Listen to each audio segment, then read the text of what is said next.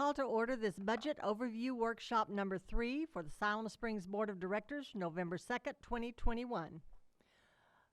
So I guess Christina and Don, you all have the floor.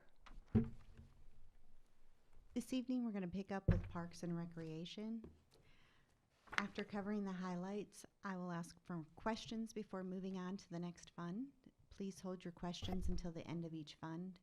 Again, unless otherwise stated, comparisons are to prior year budget. Revenues are up 30% over 2021, mainly due to the following. Registration for all programs is expected to be up 187% or $28,000. Private grants increasing $13,000 for a tree giveaway funded by the Walton Family Foundation. An anticipated increase in the use of the Family Aquatic Center, resulting in higher revenues of almost $33,000 or 52%. On page 19, expenditures. The decrease in personnel costs of $38,000 or 4% includes the wage increase.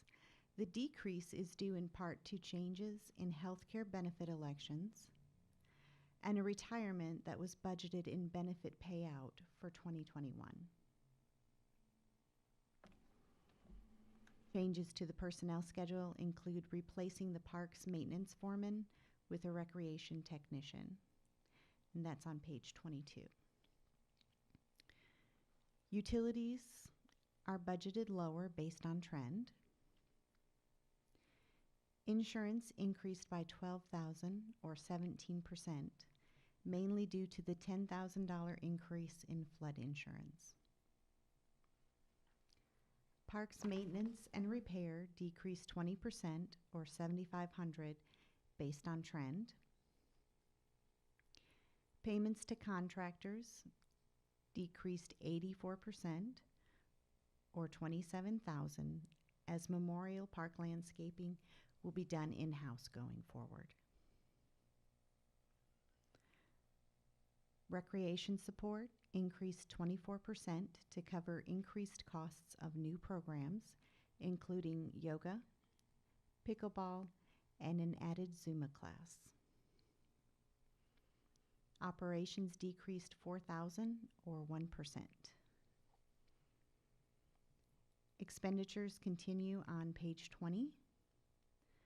The Family Aquatic Center operations will increase 1%, mainly due to a decrease in utilities and supplies based on trend, offset by capital outlay for security updates.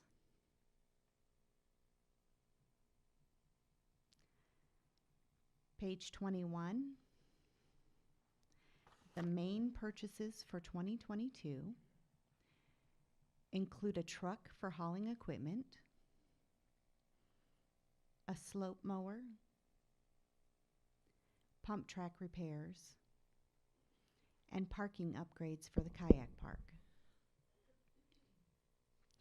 In addition, there are matching funds for grants budgeted for the city's share of skate park renovations, Dogwood Springs Trail, and Sager Creek Conservation. Are there any questions related to this fund? Madam Mayor, I've got one. Yes. Down on that Dogwood Springs Trail you just pointed to, what is RTP? It stands for Recreational Trails Program. And did I hear pickleball? Yes, sir. We don't have it now? We do, but it's growing to a. We do actually. We started, I believe, last year. Had the gentleman come out, and so it's just started to grow to where we're actually going to put on a league. It's one of the fastest growing. That's the only thing my dad's brought up since I've been. I mean, it's like you've got to tell him we need pickleball, and I mean he can't play, but he just hears all his friends talk about it. So I'm glad we're putting more towards it. That's awesome. And then the only other thing I had noticed earlier, and I don't know if you've addressed it, Christina, but every department has COVID-19 expense. What is that? That is really the disinfectant, gloves, masks, that type of thing. I didn't know. I just happened to see it was on everything, so okey-doke. Madam Mayor, Yes. Christina, on page 20, what has affected the Family Aquatic Center being closed and not operating? It doesn't look like from 21 to 22 there's a lot of difference in the salaries. It looked like there should be a bigger difference. We actually budgeted 2021 to be open all year. And then we had issues with staff getting COVID and that type of thing and had to close it down. So when we budgeted again in 2022, we're budgeting again full time. So that's why there's not a lot of difference between the 2 years. Okay, and then the line for uniforms, the last column on page 20, I think those numbers got flip-flopped, did they?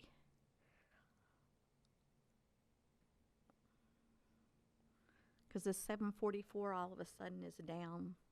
Yes, they did. I will Okay. get that corrected. Thank you. All right. Christina? So on page 19, I guess on parks and maintenance repair, you've cut that down. And I would, I'm an encourager of, and I've said it, and I get shot down every year, and so I'll just keep saying it. I look forward to Parks and Recreation to becoming separate from community development in its own department or division again. But I would like to see us not take money out of maintenance and repair. And I know it's a cost saving. I know you're doing a budget, but I look at City Lake. I was down on an excellent morning when I was the only human being with my dog at the parks, at the kayak park this time of the year, because the water was up a little bit, and then people started showing up. And I see what needs to go there, and I'm seeing some issues on the third set of rapids. The last third set they put in, there's some erosion that is occurring on the be River Right or the north side of the river at the very bottom, and that could be an entrapment for kids because that's the play area for kids. And I see City Lake, I see us putting in the boat ramp, the dock, and I see unforeseen maintenance issues that is going to arise. And I'd rather over budget Parks and Recs and come back at the end of the year and you have excessive money. I grew up in Uncle Sam land, and in the Marine Corps they were operated with the lowest budget, and we had used equipment that everybody else had, and they took great pride in that. The problem with that is it causes issues when things arise and you need new equipment. And I think as we expand these green spaces, we're doing a great job, but we're missing the boat in some areas of our maintenance in green spaces, and I think it's going to expound itself not only this year but going forward. So I would just encourage you to not cut in that particular area. That's my word. I don't know if there's a word's encouragement. I guess that's my 3 cents. Second, what are we doing with the light upgrade? What does that look like for $25 grand? Is it a good LED stuff? Is it more people skating in the grass, deer on a hillside? Yeah. So we're actually adding to replacing some of the things we've had for years, and then adding to, if you recall, last year we had Christmas in downtown throughout Memorial Park, so it's adding some displays of that as well. Oh, yeah. Awesome, by the way, on the hillside. Those are nice. In kayak park upgrades, is that extension of the parking lot? Yes. So it kind of goes into some of the things that we've seen that needed to be as far as conservation as well. So that's kind of in that piece. And then as far as the decrease on the parks maintenance, some of those, like the skate park, we're knowing that we're going to get a grant to repair it. So we decreased a little bit, but we'll definitely take a look at that going forward. But Well, not that, it's your bioswales, because we had issues, right, when they first happened behind the library, the bioswale concept. The bioswale at the kayak park needs some love.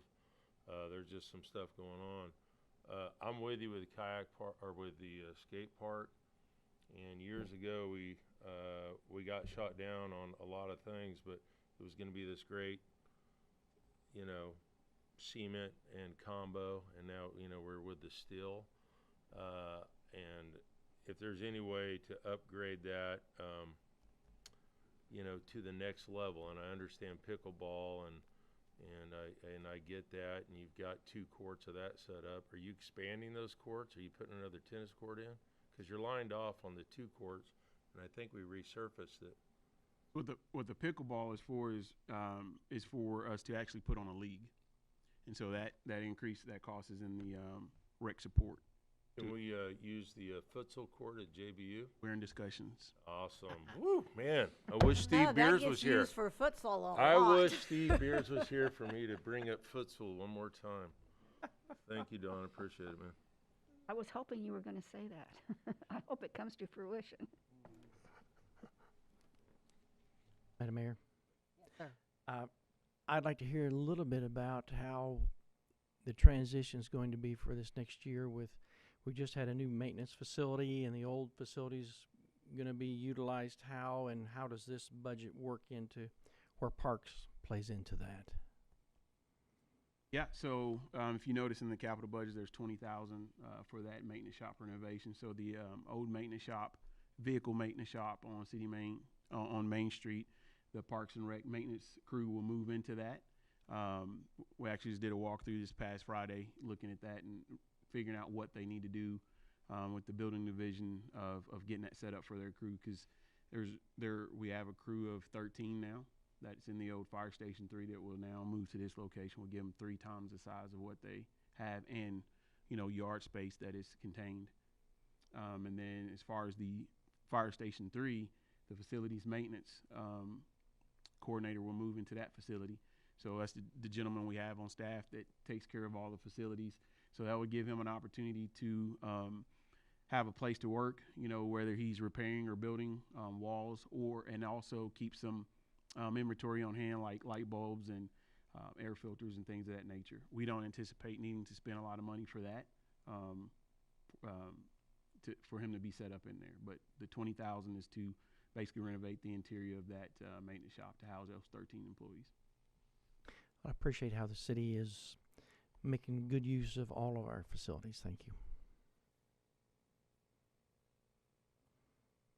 Madam Mayor, I had another question. Yes, David. Christina, a moment ago, you were talking about the Family Aquatic Center and how Marla had asked about the salaries and wages.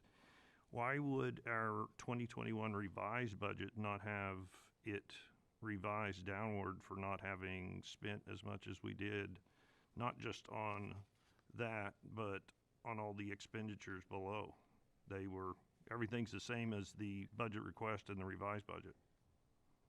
That's correct.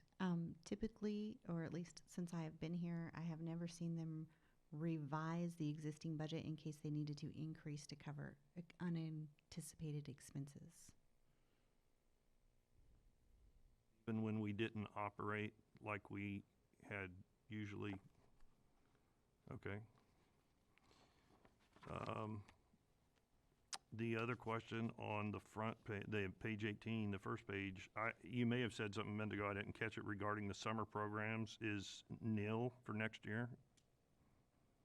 It was 4,500 last year and now it's 0. John can confirm this, but I believe that was actually included in the entry and registration. That was part of the increase there. Correct. Okay. We're combining those 2 line Okay. items. All right. And then I just want to say I'm glad to see your line item of grant funding for skate park. That came about, we got $50,000, part of it raised, part of it spent by the city. And believe it or not, it came about because a young high school kid wrote a letter to me when I was mayor and said, would you guys just consider this? Because there's a lot of kids who don't play team sports and need another thing to do. And it was wonderful. We actually had a committee of high school kids who designed it and everything. And so I think it's been a big plus for our young people and old people. I mean, I think Brad goes down there and skates sometimes, so I don't know. Rollerblades. I think he's still got rollerblades from the 90s. But it's a good thing that we're planning to upgrade it because I'm sure it needs it by now.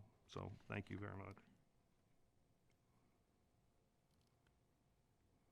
As I told that young high schooler, don't think you can't make a change no matter what your age is, and he did.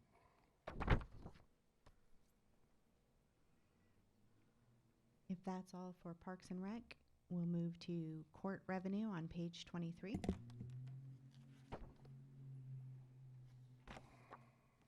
Revenue will increase $9,600 or 8%. This increase mainly relates to an increase in county salary reimbursement and APRS retirement. 2021 was based on the court clerk's actual salary, but we're receiving a predetermined amount by the state, which is higher than the actual salary. Expenditures begin on page 24. The personnel decrease of 6% includes the wage increases. The decrease is due to changes in personnel and their benefit elections. There are no changes to the personnel schedule on page 26. Operations increased by $55,000, and this was basically simply to hire a company to scan all filed documents. Capital is on page 25. There's no capital budgeted for 2022. Are there any questions related to this fund?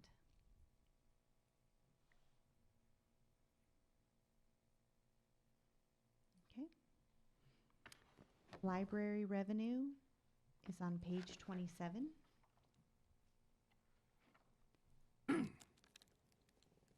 Revenue decreased $17,000 with an expected decrease in membership fees of $3,000 and a reduction in grants of $13,000. They received some of the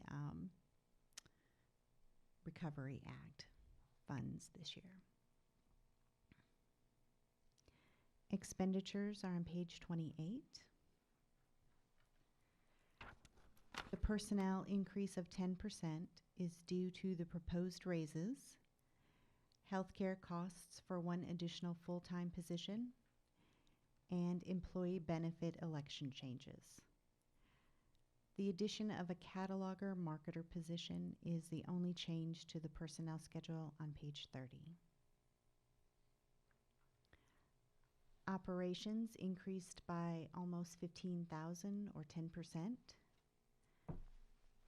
Telephone costs have decreased by $5,000 due to the change to Teams phones. Ground and building maintenance increased 57% based on trend. Books and publications increased 10% based on trends. There were fewer physical books purchased in the prior year, and more online content was purchased due to COVID-19. Grant expenditures will be almost $6,000, and this is the remainder of the grant that they received this year. Page 29, capital outlay. Budgeted capital outlay is for building a wall in the children's room and adding keyless entry to the building for staff. Are there any questions related to this fund?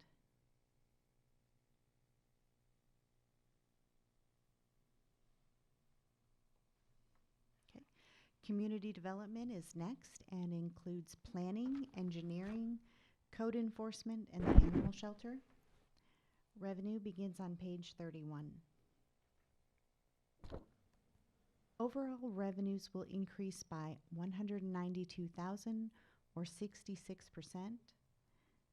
This is mainly due to increased building and related permits based on trend and a grant for improvements to the Highway 412 medians. This is offset by an expected decrease in electric permits. Expenditures begin on page 32.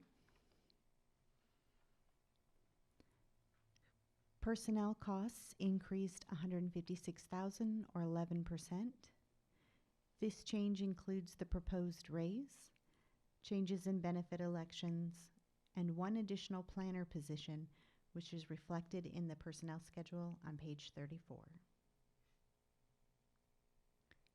Operations decreased 49%, or just over $238,000.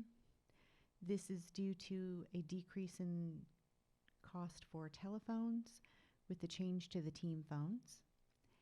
And professional fees decreased $233,000. The board goal of a comprehensive plan was budgeted in 2020, but completed in 2021. Capital on page 33. Capital outlay includes demolition of the jail, a vehicle for engineering, and the first phase of the 412 median upgrades. Are there any questions related to this fund? I think I missed something. What with the telephones? Are we doing something different? Yeah, I think I missed that. we've removed Cox, and now we're using basically a Microsoft program, Okay. soft phones.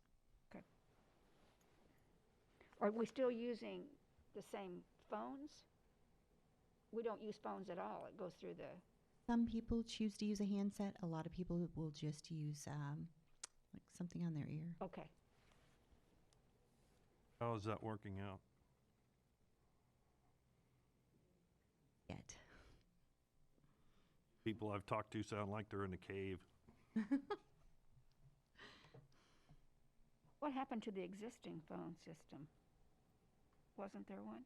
There was one, we were using Cox for that, and we figured out we could save about $30,000 a year to switch. So were we just using their equipment and gave it, and they took it back? Okay.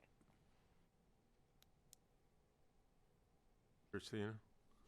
Hey, so when it, you're gonna hear me start asking this, and because I went, a couple years ago, I went with CNG for alternative fuel sources for our vehicles, and nobody bought that one. So now I'm going a different direction, and for vehicles that run around in the city that aren't large, that don't have to tow anything, I still think we need to convert to CNG, some of our older vehicles.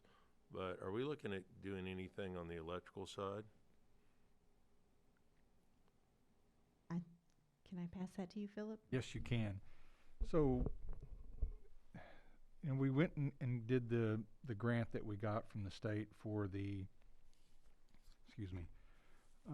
for the full electric charging station. And we had some discussions at that time about should we look at full electric vehicles. Well, I don't think it's appropriate to take 2 city vehicles up there and leave them charged up overnight. We have to, if we're going to do that.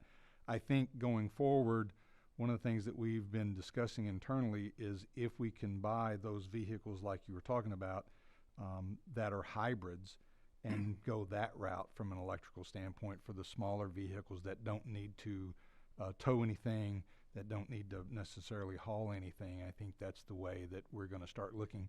The problem this year in some of those, we looked at trying to buy some of those, but they're just almost unavailable. And so it's got to get this supply problem that the United States is going through. We've got to get back through that before we do much. I mean, even certain vehicles right now are a problem getting. But it is something, Director Burns, that I think is appropriate for us to look at on the smaller side. If we do the full electric, we're going to have to purchase those charging stations, and we're going to have a secure location where we can park those vehicles every night and charge them. Having that one up there for use by the public, it's not secure, so leaving a vehicle charged overnight I don't think is the appropriate thing to do. I just, I think as we look forward and we talk about rate studies and we've done the solar and just greener, leaner, meaner. And I think it's interesting. Normal Illinois, if you've watched what's happening up there, and they converted the Mitsubishi, and we've got the bio going on, and I see a trend coming up that, you know, I think it would reflect well upon us if we showed a little diversity, because you know we're money grabbers with the electrical, obviously, and so I just curious about that, and I know you're thinking that way. Larger vehicles are going to a combo with a hybrid, so I just make sure we're trending along with everything else. Thank you. Mm-hmm. Yes, Madam Mayor, David. what is a survey data collector and a trail counter?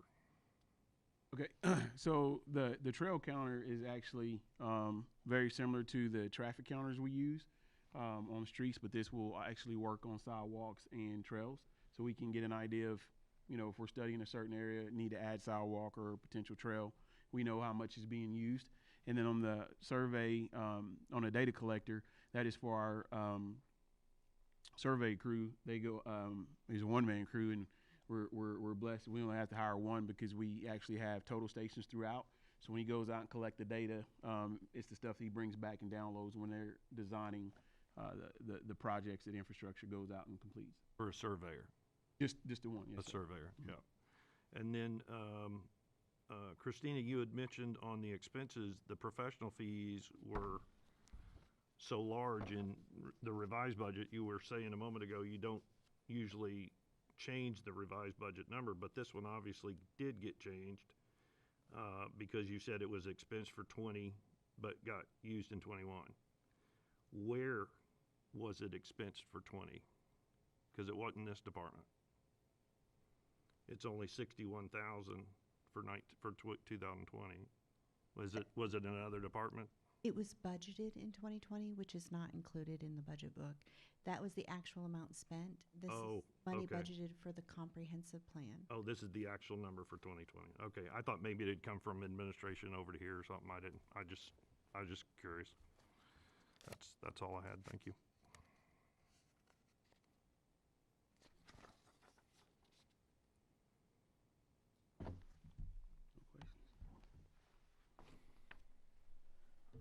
We'll move to infrastructure on page 35, revenue. So infrastructure, their only revenue is reimbursement for labor as a percentage of payroll. Expenditures begin on page 36.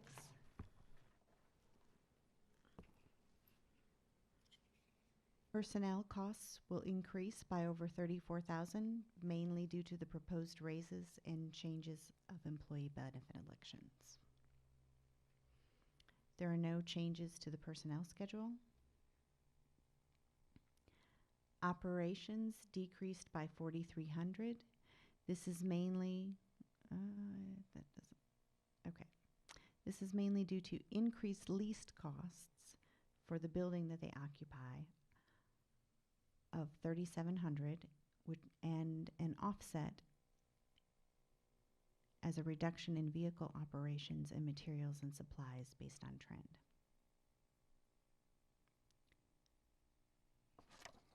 Page 37, capital includes replacement of a 2002 truck and detention basin modifications. So are there any questions related to this fund? Yes. So I know we had much conversation on detention basins. So what is our modifications? Is fencing? Are we digging them out? Does anybody know? Oh, I knew. Oh, there he is. I knew you'd come up. I think. Oh, man. I don't Been wanna sitting there 10 minutes. I can't What you? respond. Sit here like Will this. not respond. The one I can tell you right off the top of my head is it's a large detention basin over on Washington near Kenwood. It's on the west side of Washington. It's a huge detention basin, and what the modification will be is to install for lack of a better term, a baffle that we can set in the detention pond so that when we get a first flush, which is, you know, if we have a dry spell and it rains real hard and everything that's on the streets gets washed off, all the dirt and everything else, and this time of the year, the wet leaves, when it rushes into the detention pond, it'll have to hit this baffle, which will slow the flow down and allow all the sediment to settle out so that it'll improve the water quality going to the creek. It's a cement baffle? Most likely, yeah. I haven't seen any drawings yet, but that's what I would envision. Is just a small wall, just to hit slow the flow down. I was just thinking, I don't know if you got on with IRWP and we all live downstream, and they looked at different baffling systems, and some are sensor activated and a little pricey, but they're based on you know, water flow and when to release and when to hold and all those things of that nature. That's the basin behind Steve's house, the yellow house? Yeah, the big one there? Okay, thank you. I have a question, please. Steve, if you would, please. I think I know the difference, but if you could tell us the difference between a retention pond and a detention pond, please. This may just be for my benefit, but I would appreciate it. One letter. Thank you. Feel better already. It all just has to do with the time that the water's held. One holds water longer than another. So Okay. one is retaining water before it's released, the other one's holding it, and then will be. Okay. Can you talk into your mic a little bit? If I may, when the city engineer Justin Bland was here giving the workshop that day, the way he described it was the retention pond holds that water back, and it's intended to let it soak through and percolate into the ground while it's being held back. And the detention pond holds it back and lets so much release over a period of time.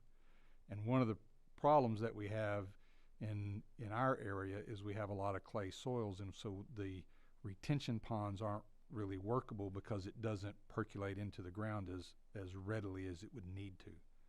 So that was the engineer's description of the difference. Okay. I've heard it before, but when I get ready to talk about it or think about it, it blurs. But thank you.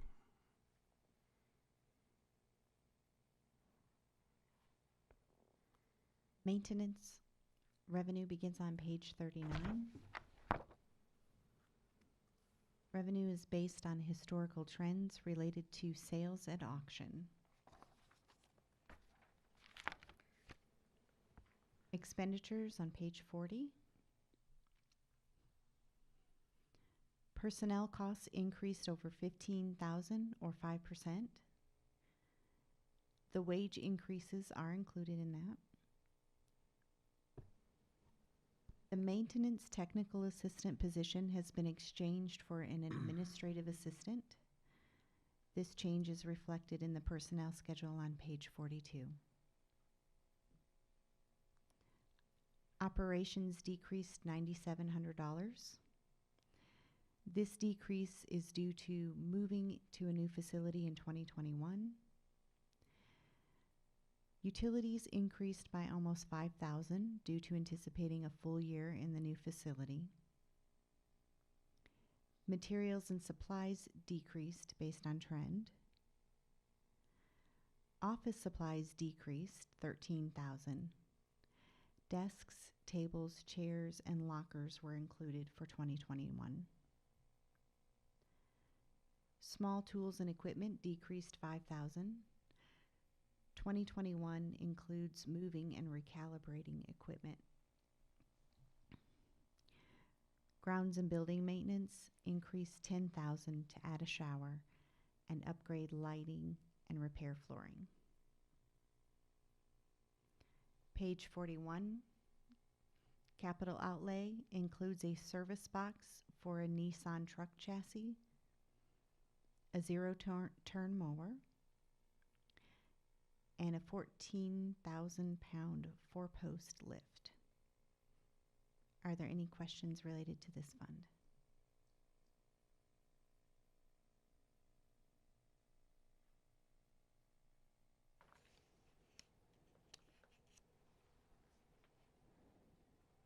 Christina, I will say I'm very glad to see the new facility. It's looking awesome.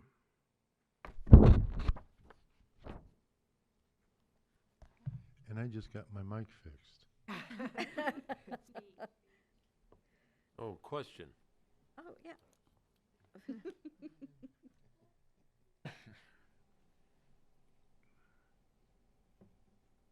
Finance, which also includes IT and utility billing.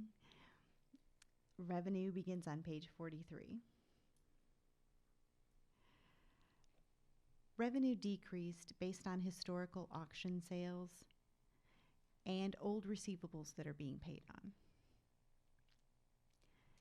Page 44, expenditures.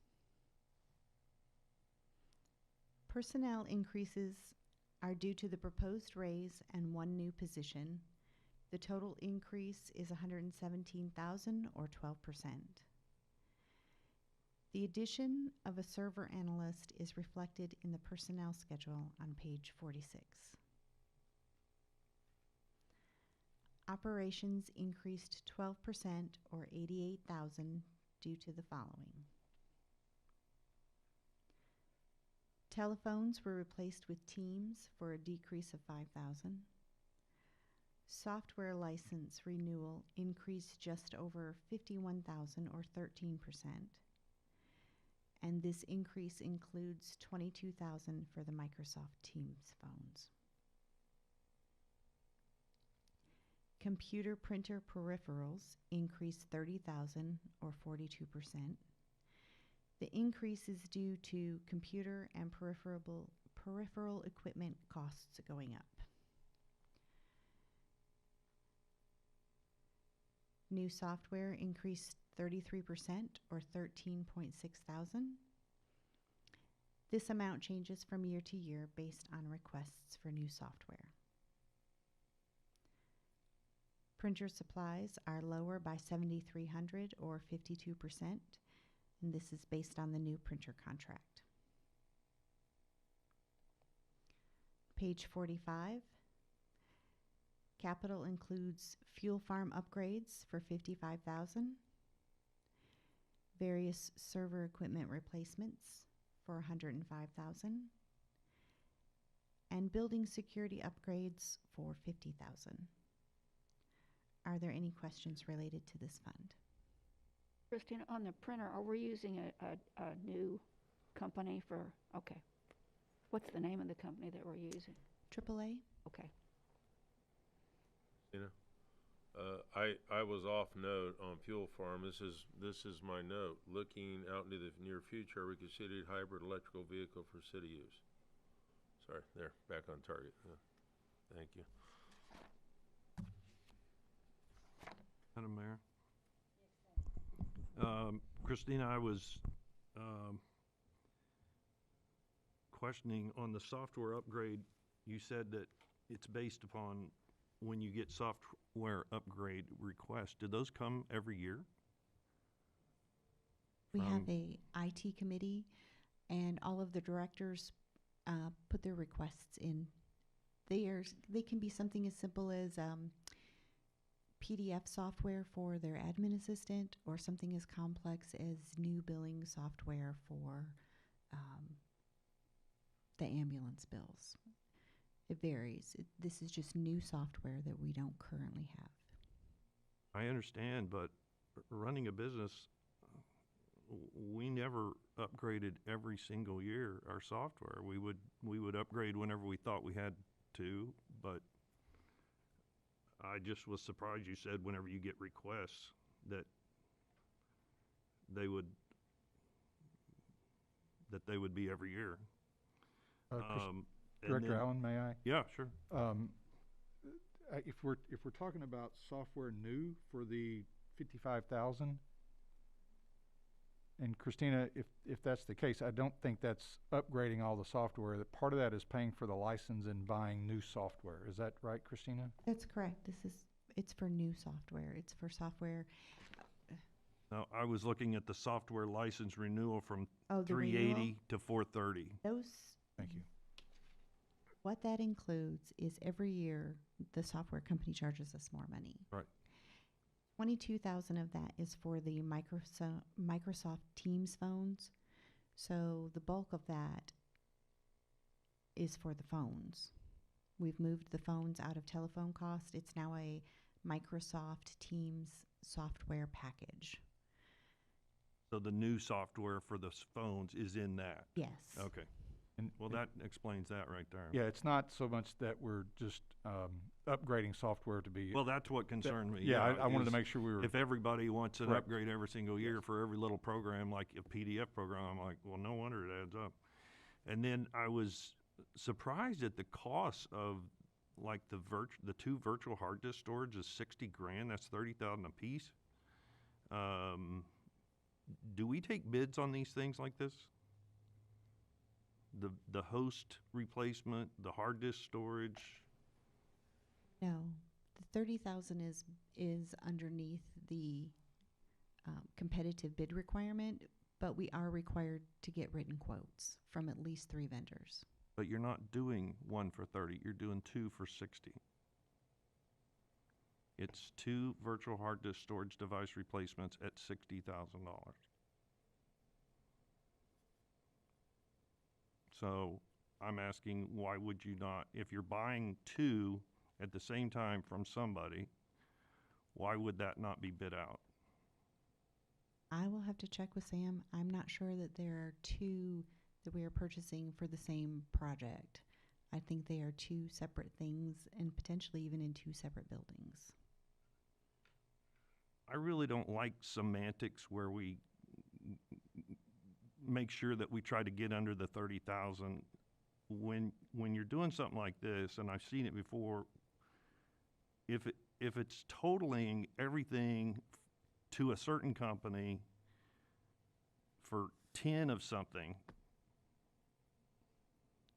I just don't see breaking it down so that we're under the 30,000.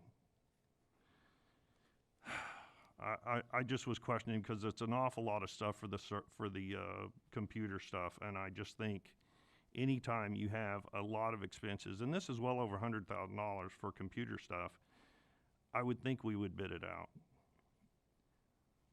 Especially if you could get a discount by buying a lot of this stuff together from 3 different companies, see what they price it out at. Director Allen? Yes, sir. We'll go back and verify with IT what the plan is. If we're buying 2 at the same time, you're exactly right. We have to bid it out because of the cost. As Christina said, it may be 2 separate projects that they're going to work on, one in the spring and one in the fall. I understand that. But we'll bring back more clarity at the next board meeting. Okay. Thank you.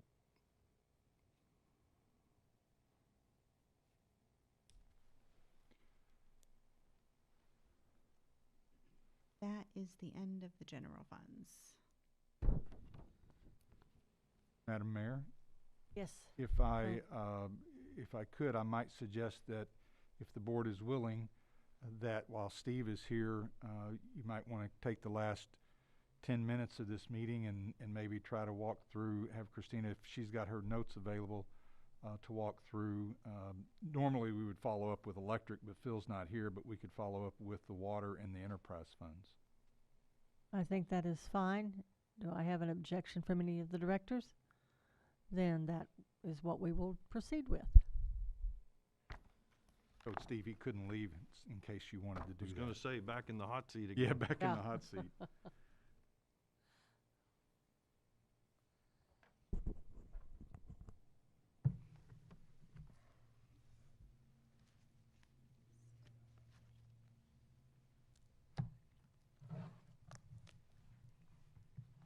Water revenue begins on page 51. Overall, revenues are expected to increase by $856,000. The 5/8 sales tax account is budgeted based on 2021 receipts, as previously discussed, resulting in a 20% increase. Water revenue will increase 5%. 2% is based on trend, and 3% is anticipated growth. Government grants decreased by 50,000. 2021 included a grant for fluoridation equipment. Expenditures for the water administration begin on page 52.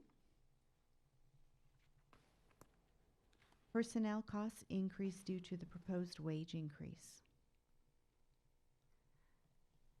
Operations remained flat. Principal payments for water treatment plant begin in 2022. The city will apply as much of the accumulated 5/8 sales tax as available, up to $11,500,000. The remaining budgeted amount will be applied to interest. Capital outlay, which is listed on page 55, has increased by almost $300,000 from 2021, excluding the budget amendment for the water treatment plant of $24.1 million. Budgeted projects include general line extensions of $300,000, painting the North Water Tower for $400,000, and transfers increased by $83,000 or 5%.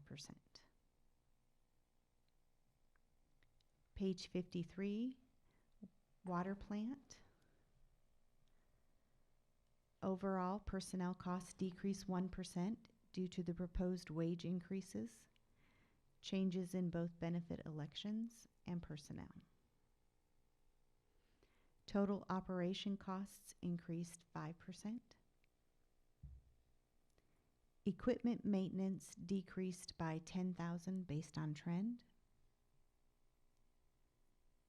Chemicals increased over $32,000 based on an upward trend in chemical costs. Grounds and building maintenance increased $5,000 based on trend, and depreciation increased $23,000 or 4%.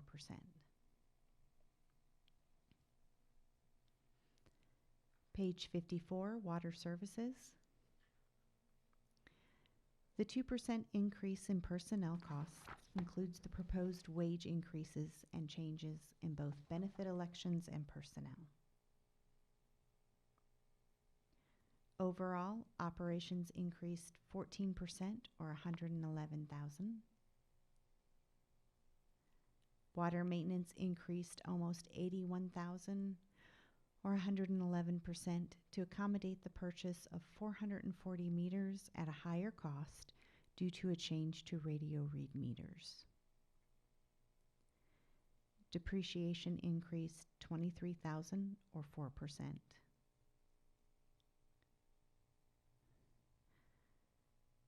Page 55, capital outlay, we discussed on page 52. And there are no changes to the personnel schedule on page 56.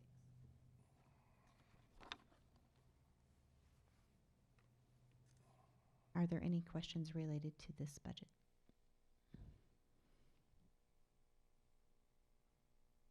Christina? Yes. So on the upgrade on the meters, and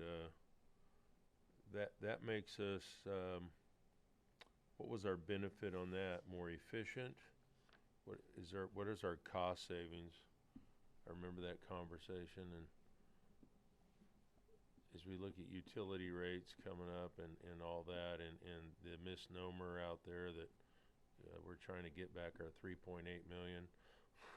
So, you know, let's clarify how that's working for us, please. Okay. I may need Steve to confirm some of this, but my understanding is that we currently have 2 meter readers, and every meter is being hand read. So what they're trying to do is move to a radio read so that they can drive past. If we don't switch to radio read, we may reach a point where we have to hire more meter readers simply because the number of houses are increasing significantly. Cost of an average employee is what, 40? With 50 or benefits? Or higher? higher. And what's the fail-safe on the meter read? Because I feel like sometime in the near future, that's gonna come up. You're welcome, Steve. The fail-safe, what do you mean fail-safe? Well, I mean, yeah, they drive by, they read it. Right.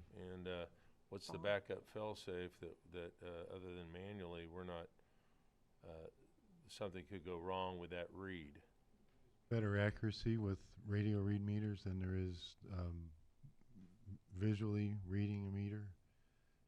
And this system has a backup where if a meter happens to fail, as you're driving by, a bunch of red dots where there's a house, and then the dots all disappear. But if a dot remains or comes back, then that means they physically have to go check the meter to see what's wrong. But the main thing is accuracy, which is also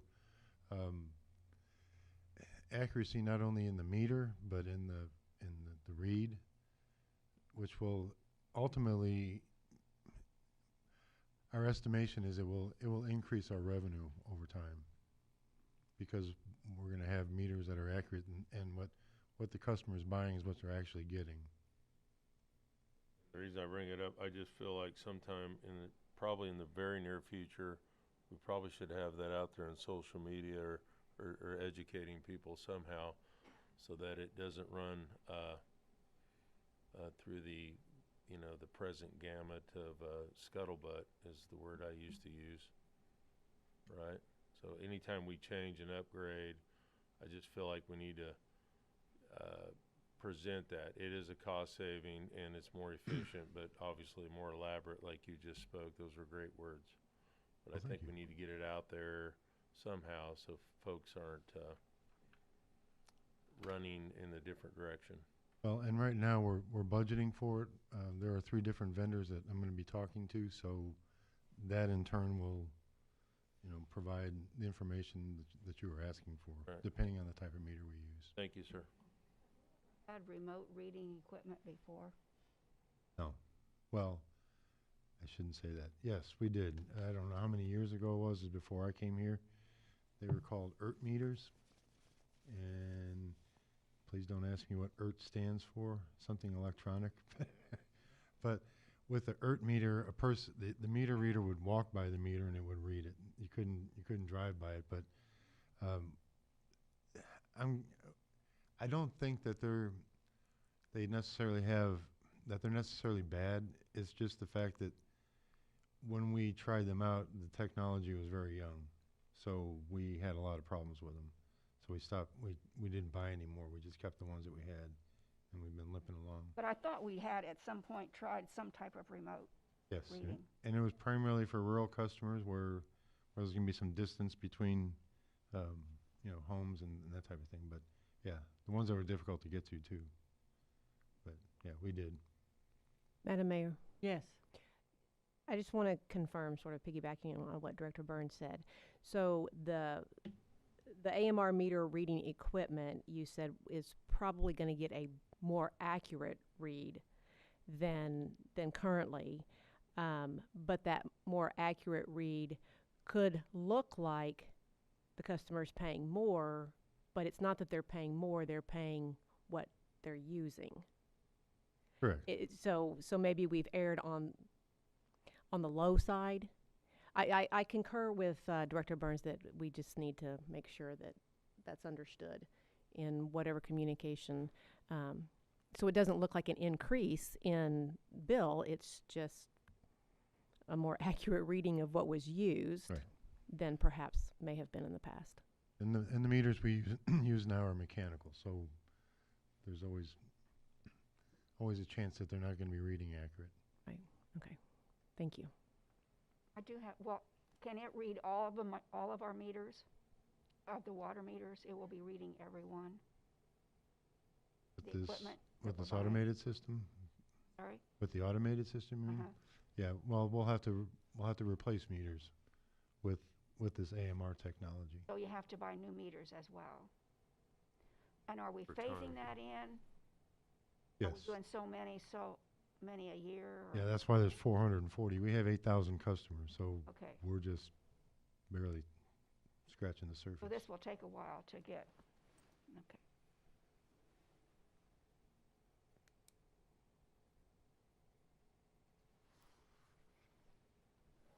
can continue or we can close up. What do we have left? Well, we can move to wastewater, which is another, just like the water. You have less than 5 minutes before Right. 6:30, so I would maybe suggest that we come back in the next board meeting and we have electric, wastewater, streets, solid waste, and health. I think that's it. I think that is what we need to do because it is, as you said, 6:25. So we will adjourn this workshop and we will reconvene for our regular Board of Directors meeting in about 5 minutes. Thank you all.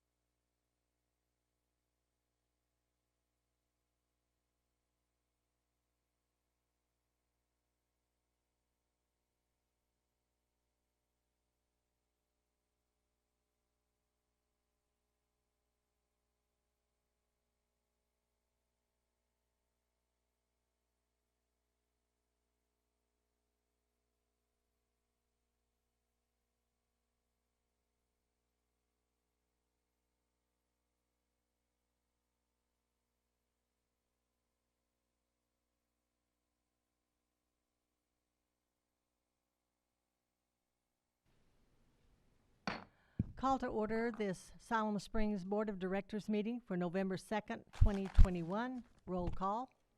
Dappington, Here. Smiley, Burns, Here. Hunt, Here. Rissler, Allen, Here. Carroll. Here. At this time, if you all will please stand with me as Director Smiley leads us in a word of prayer and remain standing for the Pledge of Allegiance.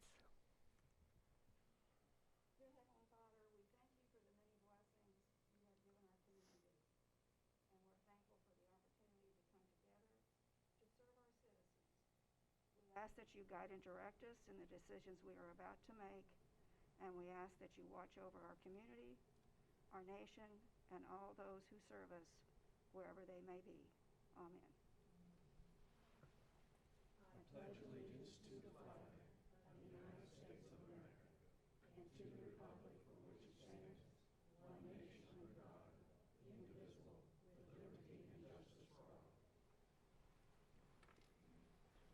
Thank you.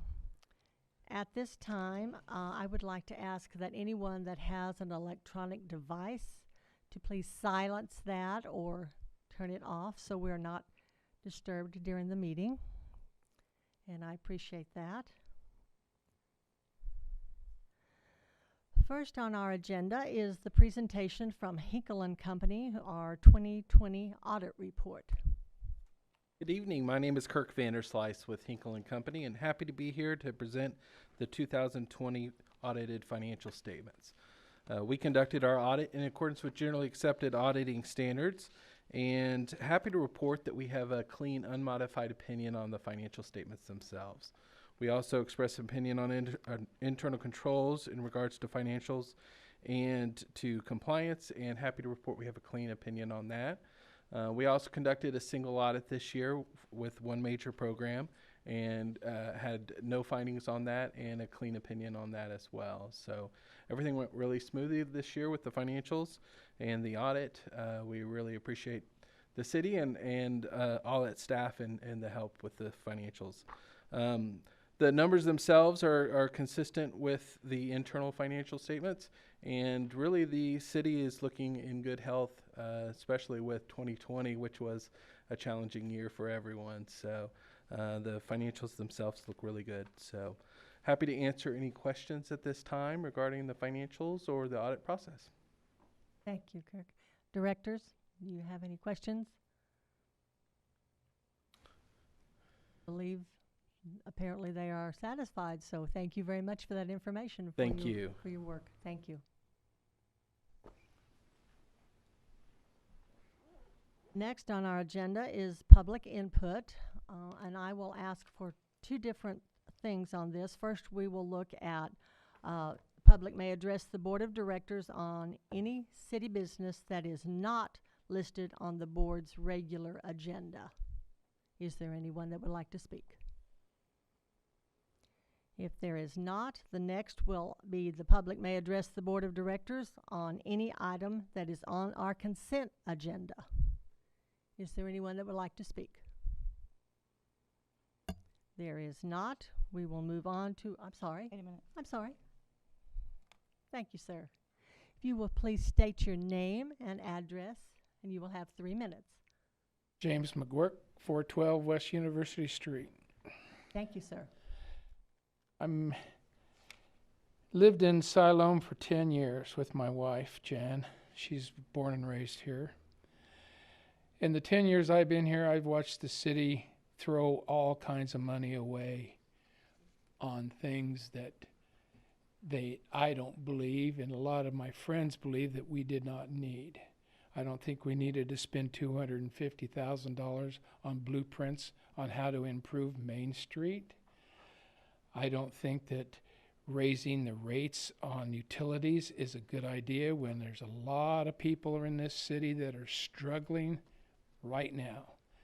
And I know it's going to be 3 readings to take care of this. I just have a lot of issues. I have issues. I talked to Mr. Patterson about 8 months ago about city employees hanging out at mini marts after they've gone to their and picked up the vehicles that they run every day, and then the next thing I know, I see them at mini marts at the corner of Mount Olive and Sherri Whitlock, the mini mart at the corner of Lincoln Street and Sherri Whitlock. And I think these people are on the clock why they're doing this. And I'm pretty sure the electrical guys drive clear across town to go to this mini mart. And I don't think this is right. I think they're wasting our money. I think that, you know, I've given Mr. Patterson truck numbers of people I see, and it's like, to me, I feel like I'm just turning into kind of a rat on people. But I look at it, this is our money paying their salaries. And I know everybody pays taxes here also, but I don't think that you should be able to abuse the right to run a city vehicle and use it willy-nilly as, you know, go get grub, go get coffee, go get whatever. I don't see it, and I don't think this is correct. And I still have a big problem with the city on when they installed the new sewer system in my backyard, you might say. And we went for over 3 years not hooked up to the new system. And then all I heard was a bunch of stuff from people that were in charge of the water and sewer in this city until I brought it to the attention at a meeting. And Mr. Patterson said that we will take a look at this immediately. And that's when they found that we were not hooked up to the new sewer line. We were hooked up to a dead-headed old line that did nothing but cause us problems at our house. Thank you. Thank you, sir. Is there anyone else?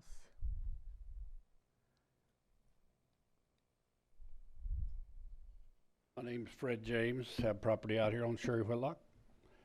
I recognize several of you. I'm not a businessman, I'm a nurse. What concerns me is the ever-increasing ability of the city to just raise prices on everything. Services.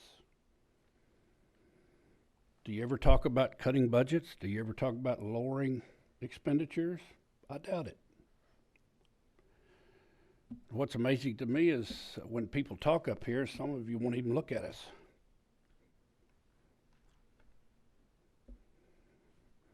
I'm disappointed in the city. My wife and I have been here for a long time. And this is ridiculous, the expenditures that the city is going through and these automatic rate increases. That's for the birds. Thank you. Is there anyone else that has anything that is on our consent agenda? Yes, sir? Okay. If you would give me your name Yes. and your address, and then you will have 3 minutes. Perfect. My name's Joseph Blanks. I live on 506 West Pittsfield, just north of Allen. Thank you. I came today. I'm not used to speaking in public forums, but I came today because about the price increases on utilities as well.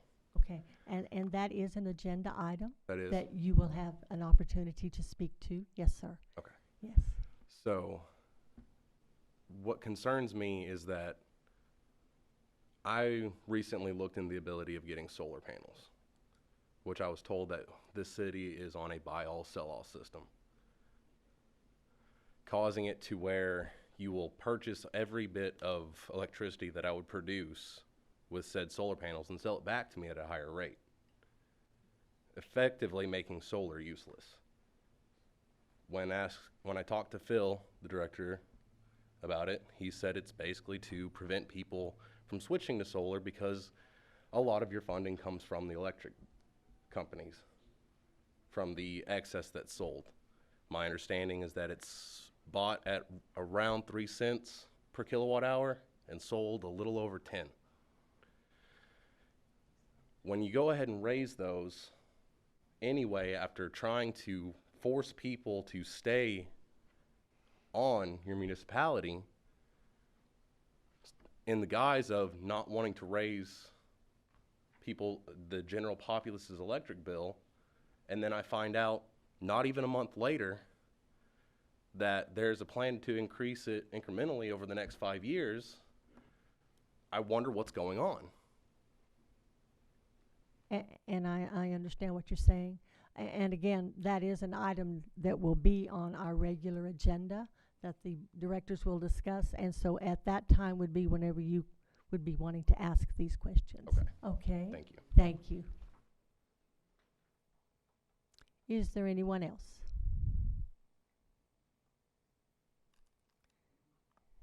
All right. Then next will be our consent agenda.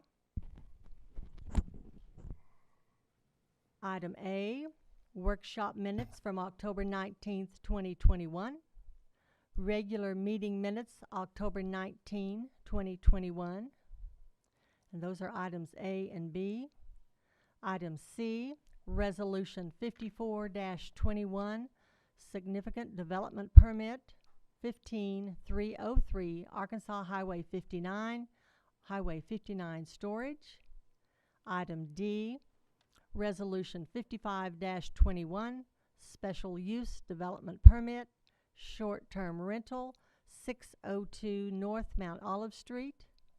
Item E, Resolution 56-21, Special Use Development Permit, Short-Term Rental, 509 East Ashely Street. Item F, Resolution 57-21, Special Use Development Permit, Short-Term Rental, 618 East Main Street. Item G, Resolution 58-21, Special Use Development Permit, Short-Term Rental, 313 South Wright Street. Item H, Resolution 59-21, Surface Transportation Block Grant for East Kenwood. That is our consent agenda. Directors, is there any item that you would like to have removed at this time? Madam Mayor, Yes. could I pull item C, please?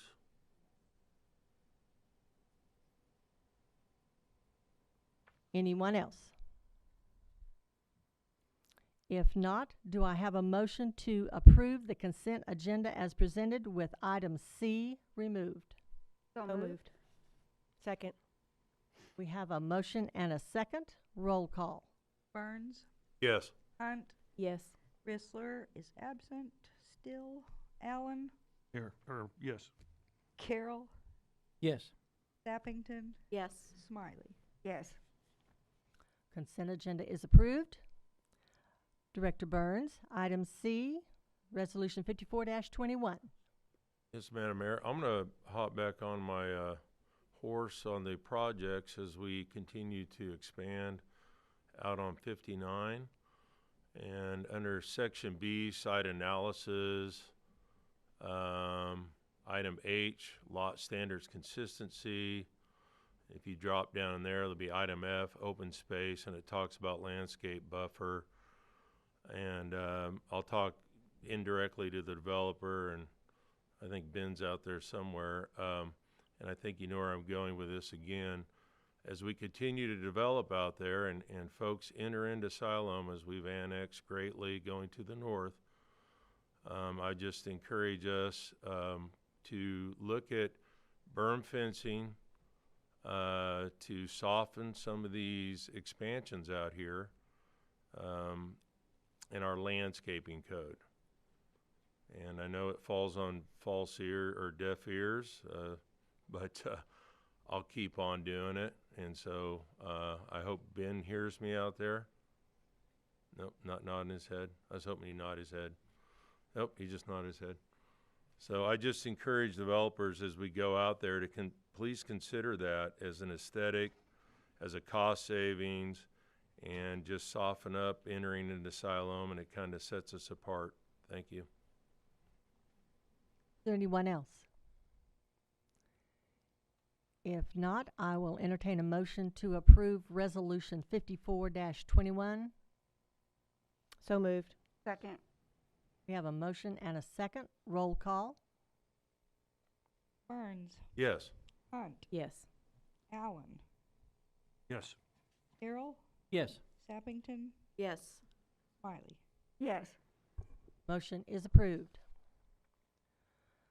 Next is our regularly scheduled items.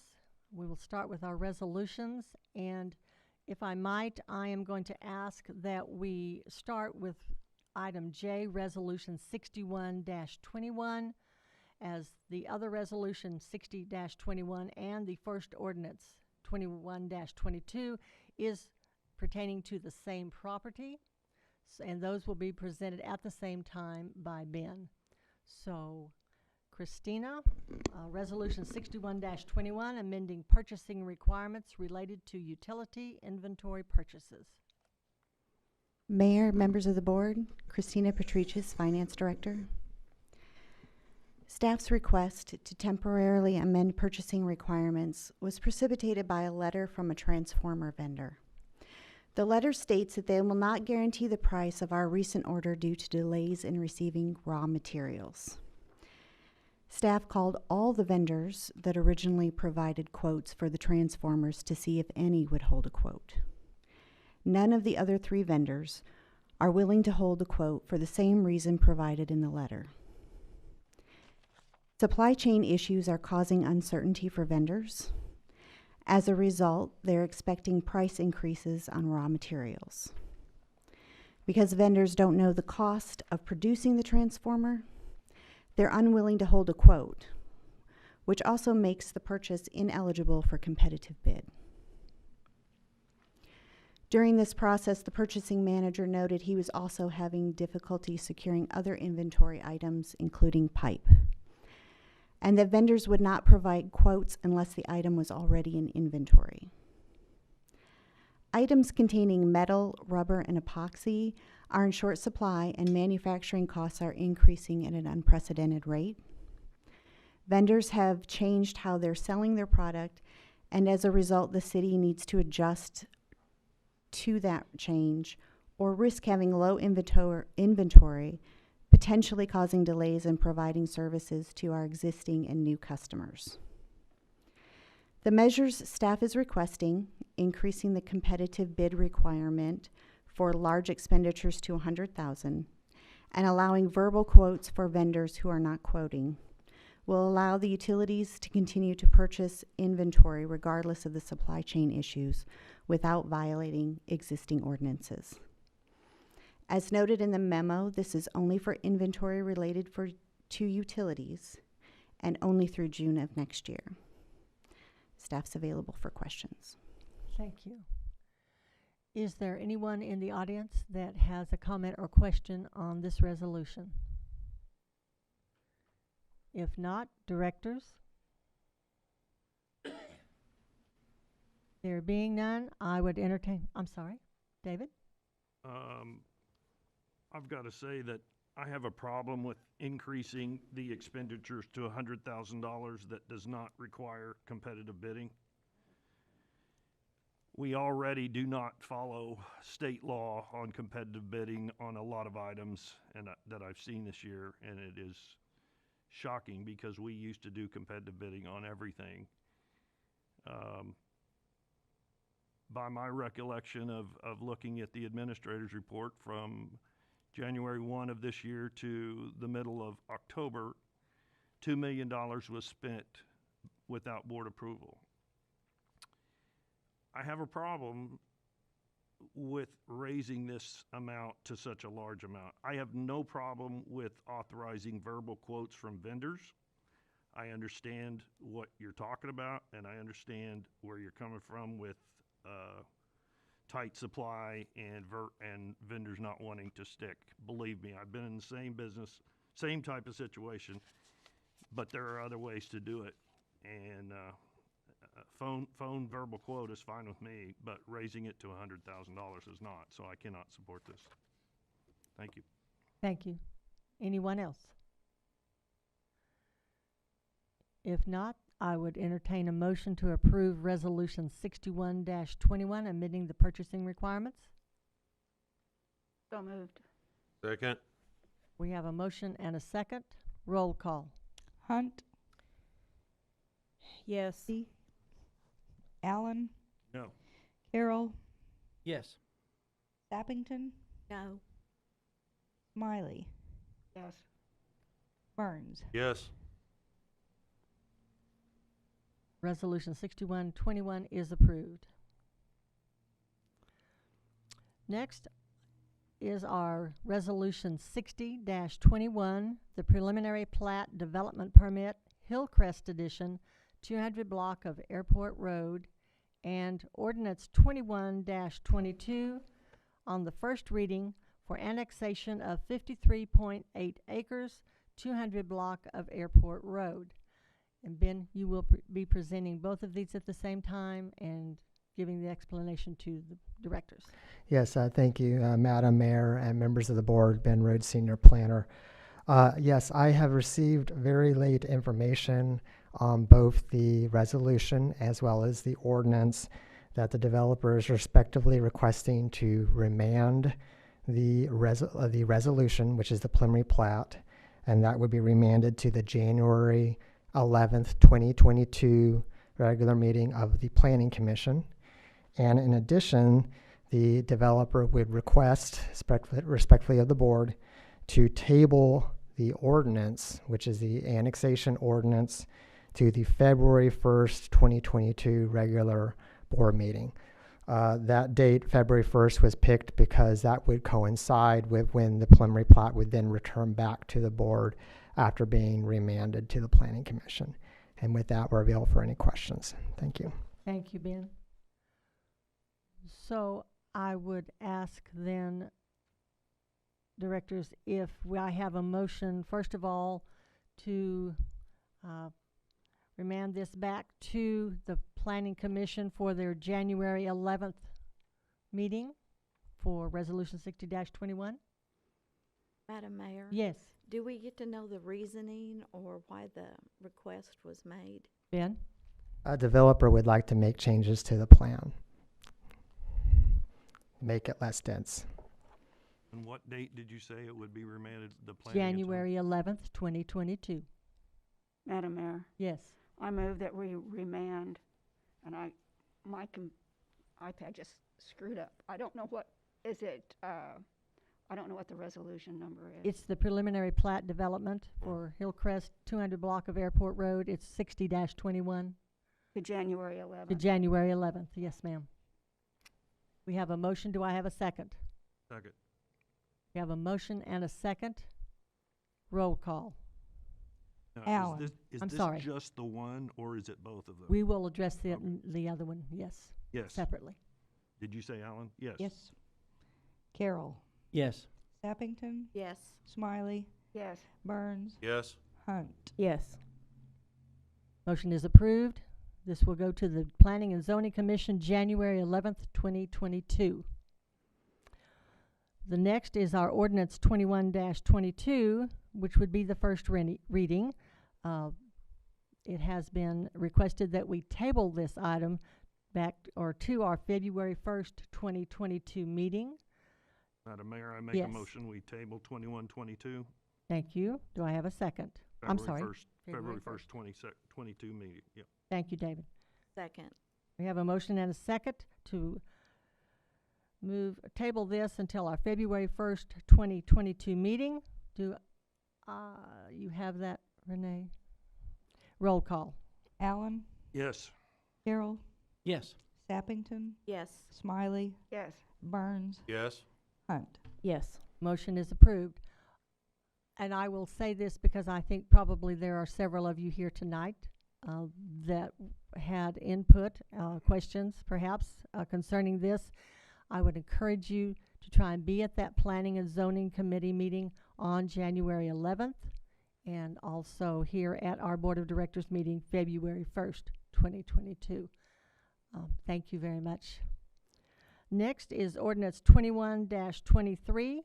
This will be placed on its first reading, amending Municipal Code Sections 82-41, 98-62, 98-173, and 98-331, adjusting scheduled annual utility rate increases for years 2022 through 2027.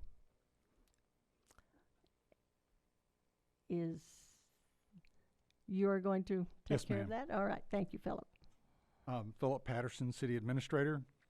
Madam Mayor and Board, as many of you are aware, in 2013, the City Board adopted automatic annual rate increases.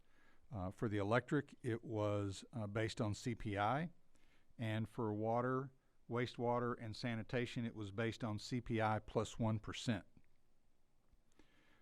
Last year, we started in late 2020, we started to conduct the beginnings of a rate study.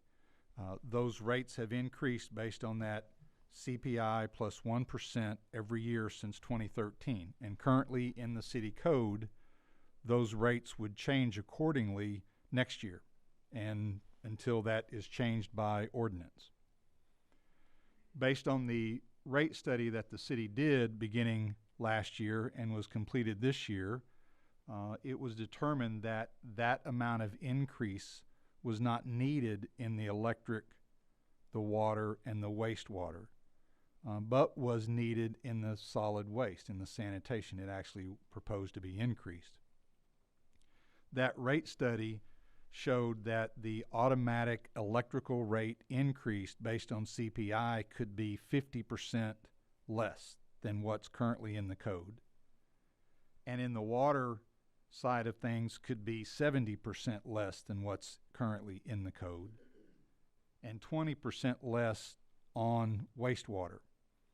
In my staff memo, I use the term that the solid waste would need to be increased by 160%. That's the mathematical calculation of 1.6. The reality is the increase in solid waste based on the rate study was 60% greater than what's currently in code. If you remember, during the rate study, we provided the consultant provided an average utility rate for residential and a utility bill based on not including the taxes and the power cost adjustment, but just on the rates. And based on that bill, assuming 804 kilowatt hours of electricity, 6,000 gallons of water and wastewater, and a 96-gallon trash receptacle, the existing 2021 bill was $199.37. Based on the current automatic rate increases in the city code, that bill next year would increase to $203.41. Based on the rate adjustments for the next 5 years, based on the rate study, next year's bill would not increase as much, but increase to $201.94. So the difference is about a $1.40, almost $1.50 in the two differences in rates. One of the things that we wanted to do that I thought was important as the city administrator was to be able to conduct a rate study. In 2013, the determination that rates needed to increase by CPI plus 1% was maybe a good ongoing rate increase so that there was never a time 5 years later, 6, 7 years later when rates had to be adjusted dramatically.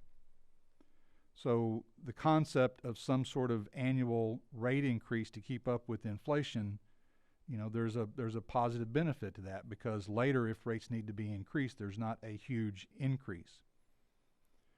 Currently today, based on code, the rates will increase next year based on the CPI for electric, the CPI plus 1% for water, wastewater, and solid waste. The adoption of this ordinance will reduce that automatic increase for the next 5 years. We get to 2026, we would expect to do another rate study. The new state law, specifically for water, and it is Act 605, requires water providers every 5 years to do a rate study and requires that those rates based on that study be adopted. Now we're ahead of that right now today, but when we get to 2026 we will have to do another rate study, and it would make sense, I think, to do a full rate study again at that time.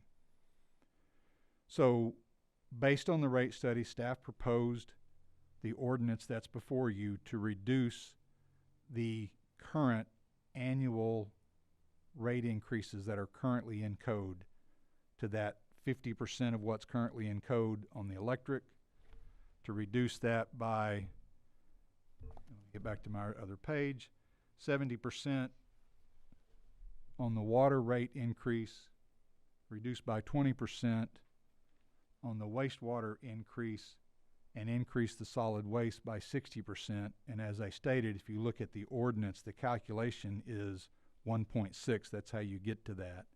That's where the 160% came up. And Madam Mayor, with that, staff will be available for any questions. Thank you, Philip. Is there anyone in the audience that would like to make a comment or have a question on this ordinance?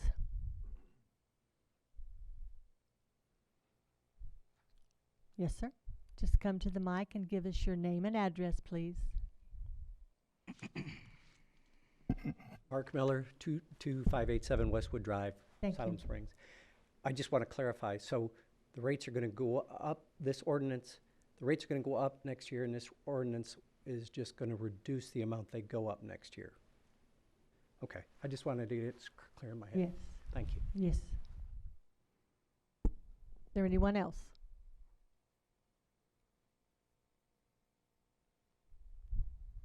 Yes, sir. Please state your name and address. Larry Kennemore, 207 Western Hills Drive, Siloam Springs. Just like to start with one statement for this board and the city manager. How much is enough? How much is enough? This city currently makes a profit from the utilities, from the residents. 60% of your budget is funded from this profit, the profit that you extract from us every month. So again, how much is enough? Another question would be, how many cities use the CPI for utilities? Does anybody know here? David Allen brought up something interesting a few minutes ago that points back to this issue here of how much is enough. And that is competitive bidding. But I guess as long as you keep extracting these funds from us every month, keep making a profit off of us every month, you can just spend the money however you want. You don't have to worry about competitive bidding. It's unending. You're using the citizens of this city to fund things that you have, pet projects, whatever they are. So I only have one question to end with. Again, how much is enough? You already make a profit. We shouldn't have a rate increase of any kind at all. Thank you. Thank you. Is there anyone else? Okay. I always get nervous when I come up here. My name is Jan Simmons McGuirk. I live on University Street. I was born and raised in this town, and the spending that I see going out, I agree with Mr. Kennemore that how much is enough. I've sent an email to all of you last night, and I'm not happy, and it's asinine. It's embarrassing. And on this, hi Judy, I've not met you. The consent agenda, I feel like I don't understand, because you told a gentleman that we could talk about the solar panels later. I don't see that on here. So maybe I don't have enough legalese or whatever it is in me to be able to understand on here where we can talk about the solar panel debacle. And we can talk about the rates and everything. And that's not spelled out to the citizens. It may be very apparent to all of you who deal with this all the time, and I don't feel like I'm a dumb person. But the rate increases, I did this, I think, a year ago. I got up here and griped about it.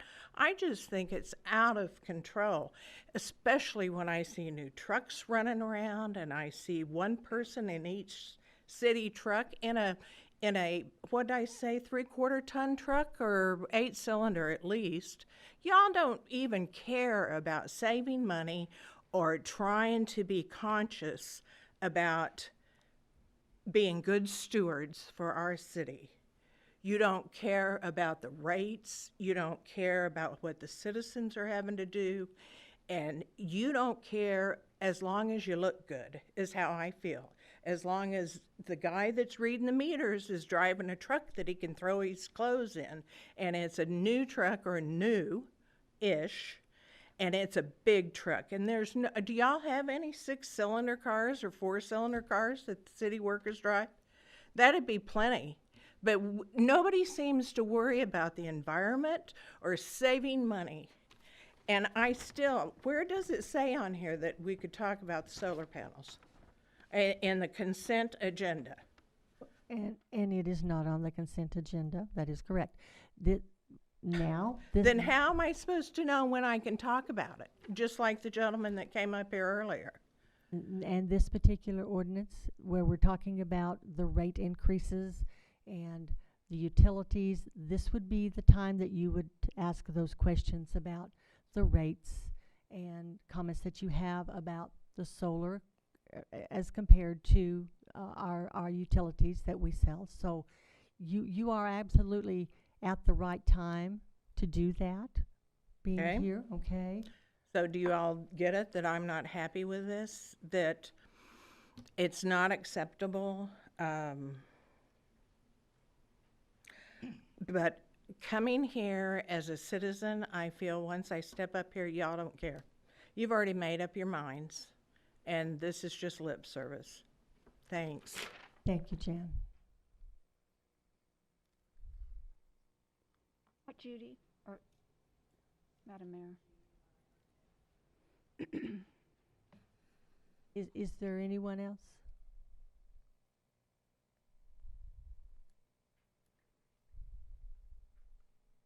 Blanks, 506 Pittsfield.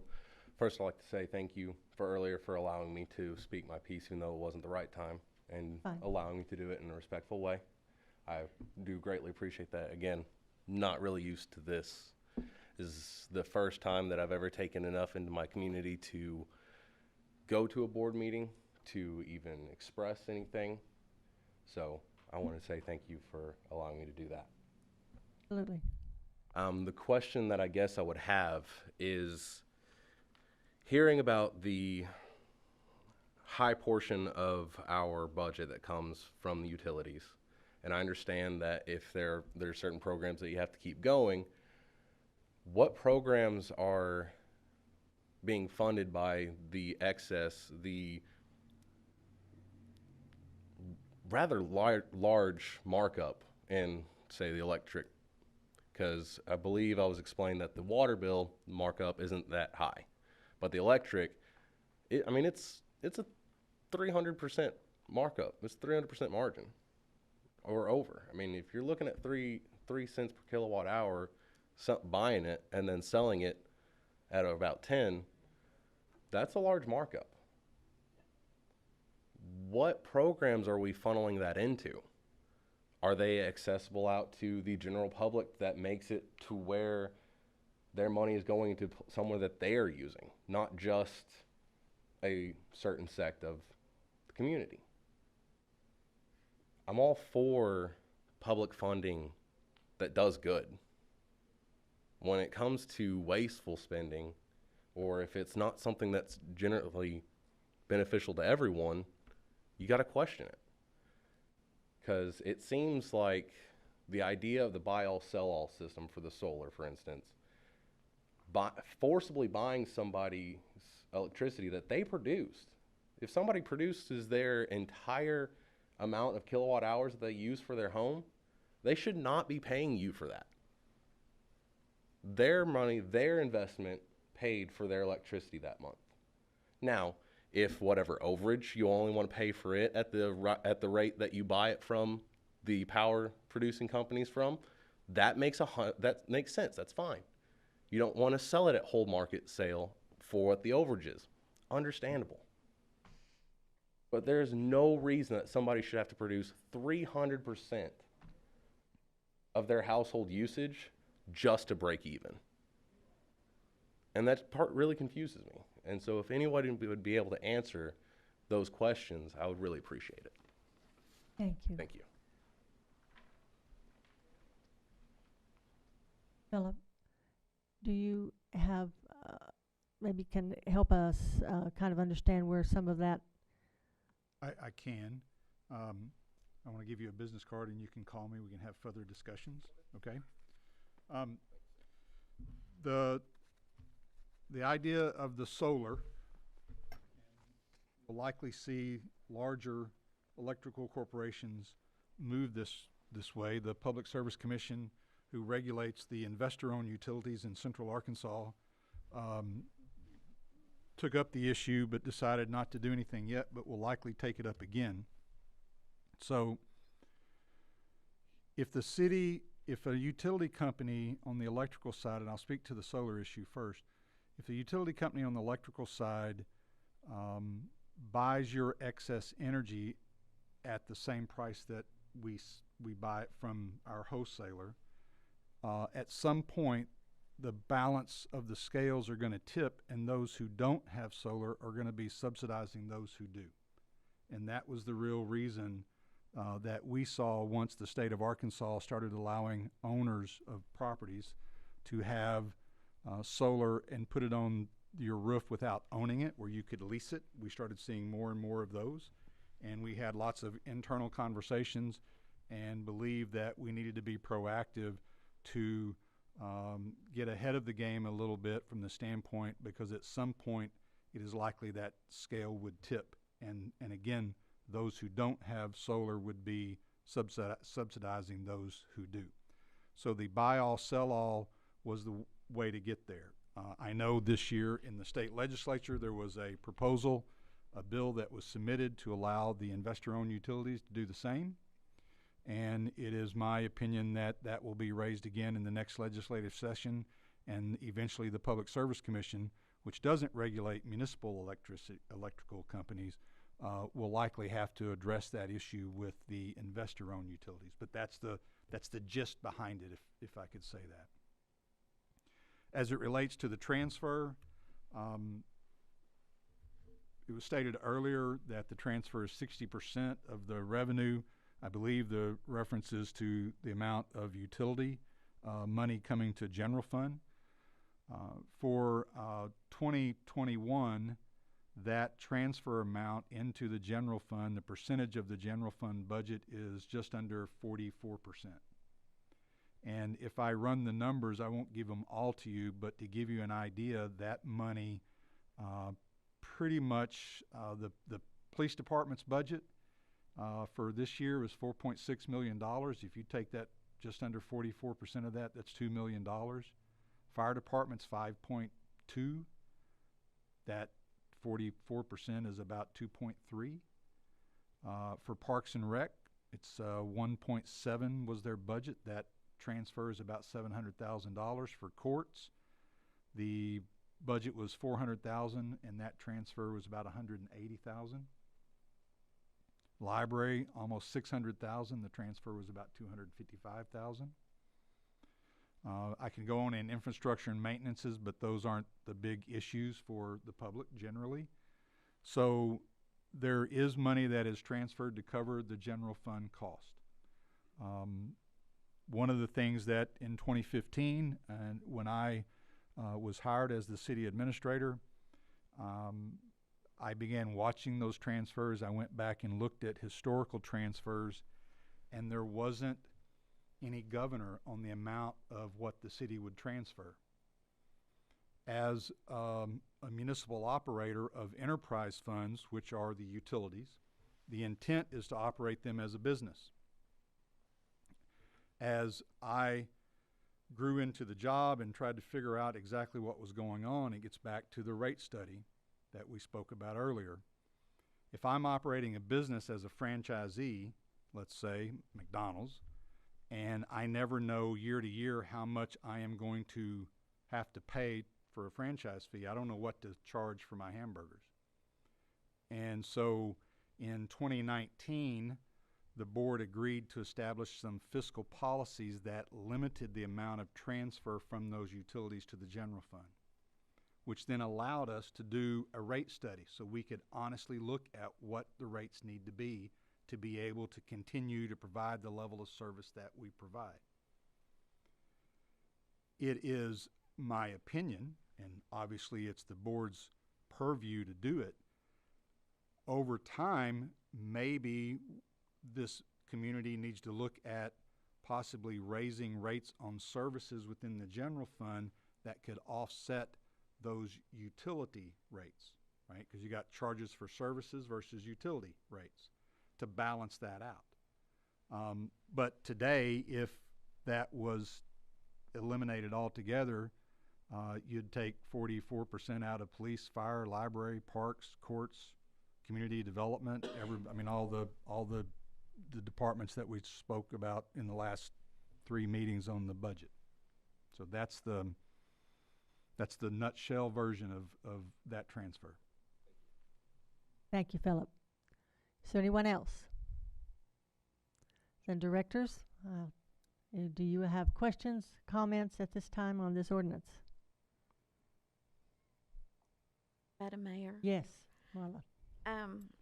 Philip, so in easy, simple terms, a vote for this in favor of it is going to lower the actual amount that is going to be increased. If we vote and ignore the CPI, we're going to be able to drop the rate. But if we go back and keep the CPI plus 1%, our rate's going to go up much more than it would if we vote yes for this. Correct. Okay, I see. So based on the current code, rates are going to go up. The adoption of this ordinance would decrease the amount of that automatic increase in electric, water, and wastewater. This ordinance will increase the amount of increase in sanitation, but sanitation on your bill is generally the lowest utility. I mean, at the 96 gallon for residential, that's the lowest, generally speaking. It may not always be the case, but generally speaking. So in essence, the overall rate increase in this ordinance will be less for your average homeowner than if you don't do anything and the rates increase based on the current code. I think that's what I said, but thank you. Yes. Madam Mayor? Yes, Brad. Just to the folks that are here, I don't mind sitting up here and because I'm a pretty big fellow with broad shoulders, and I've been hearing it for a couple of years now, pretty heavy. I'm on my second term on the board. Last year we had a very lengthy discussion, a lot of debate on solar. So, sir, please get a hold of the city administrator. It's not our first time with that conversation, and we had a lot of conversation about going green and that sort of thing. That is true. Earlier in the budget meeting, I brought up a couple of times, and over the past couple of years, we talked about CNG vehicles working off gas. We talked about hybrid electric vehicles. And so that conversation has been going out there for a while. And, we do care. I understand opinions are strong. I get it. I can only speak for Ward 2, and that's a working class ward for the most part. There are a lot of retirees that are older, in their 70s, in their 80s, that have moved in from out of state because the cost of living is a lot more acceptable in the state of Arkansas. But for those that have lived here for a long period of time, those costs, especially with COVID and the current increases that we're experiencing, all of us are directly impacted by what's happening nationwide and by decisions that are made by people that are much bigger than you and I. Emotions tend to come up, And when I sit here and I look at these utility rates and increases, you know, this board that sits here right now struggled with even, you know, having the rate survey. There was great debate. We brought up questions. But at the end of the day, we have to run city business. Public safety is provided through this funding. I'm a retired public safety guy. You know, part of my salary when I worked for the city came from your utilities. I'm a public servant. Even now, as sitting on the board, I'm still a public servant. And when I was a city employee, you know, you're not the only one that's mentioned. I'm not always happy with what I see with city employees. A lot of the times, it reminds me of RDOT, you know, when you got 12 guys standing around filling a pothole, right? And one's holding the shovel, and you got 3 supervisors. And so my observations, I don't mind sharing with the city administrator, and I don't mind making those observations. But at the end of the day, I would only ask that, not for patience, I just ask that you continue to come to the board. I don't want you to feel like your voice isn't being heard. And I know if you only show up once a year and you feel like we don't do a darn thing, I get it. When you're sitting on this side of the seat, I've been asking things for 7 years that I still don't get. I ask every year. Sometimes I ask 3 or 4 times a year. I don't understand it. But I know to be in the process and to have your voice heard, I do appreciate you coming up. I understand your frustration. And it's tough doing city business when you have to do increases. But at the end of the day, we had the same conversation last year. I'm just a kid from Highway 10 that lives in Siloam Springs, Arkansas. I spent most of my life in rural America, and not just here, but Montana, Alaska, and, you know, real rural America places. I'm a city dweller. I like my lights to come on. I like my heat to work, and I don't mind paying that bill. But we do provide services through these utilities. That is a common thing. And so we could beat that one up all day long, and we could sit here and we can fabricate a lot of things.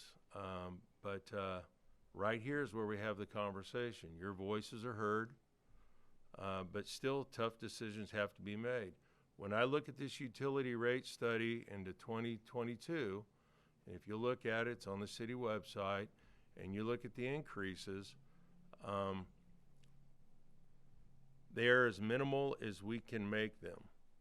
And you have to remember that every year we do have a very large reserve. And questions have been raised about that reserve and why aren't we spending those reserves. And so we did just spend some of those reserves, about $3.8 million of your money to subsidize some of this. And I don't want us to lose sight of that. But that was your money that we spent. That's not the city's money. That's stuff we've been dumping in for generations. And this board was happy to make that happen. And it's just, it's tough times. Thank you. Madam Mayor, Yes, Carol. I think it's, first of all, I'm extremely pleased to see everybody that came because your voice is important.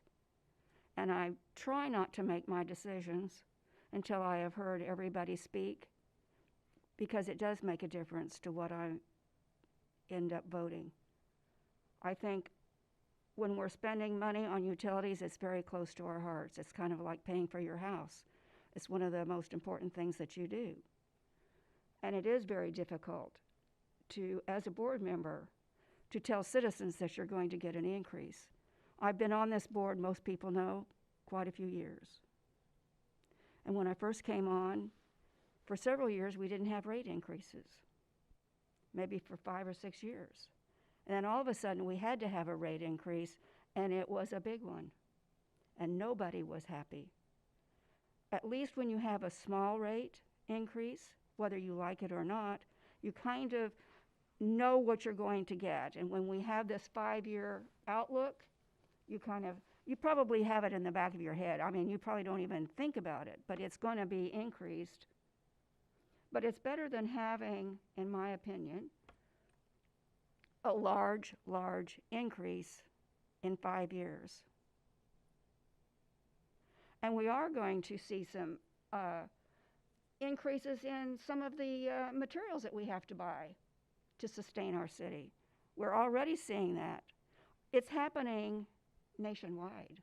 It's not just Siloam Springs. And as Director Burns said, we have reserves. We did spend over $3 million for the chargeback from GRDA. We're not trying to get that back.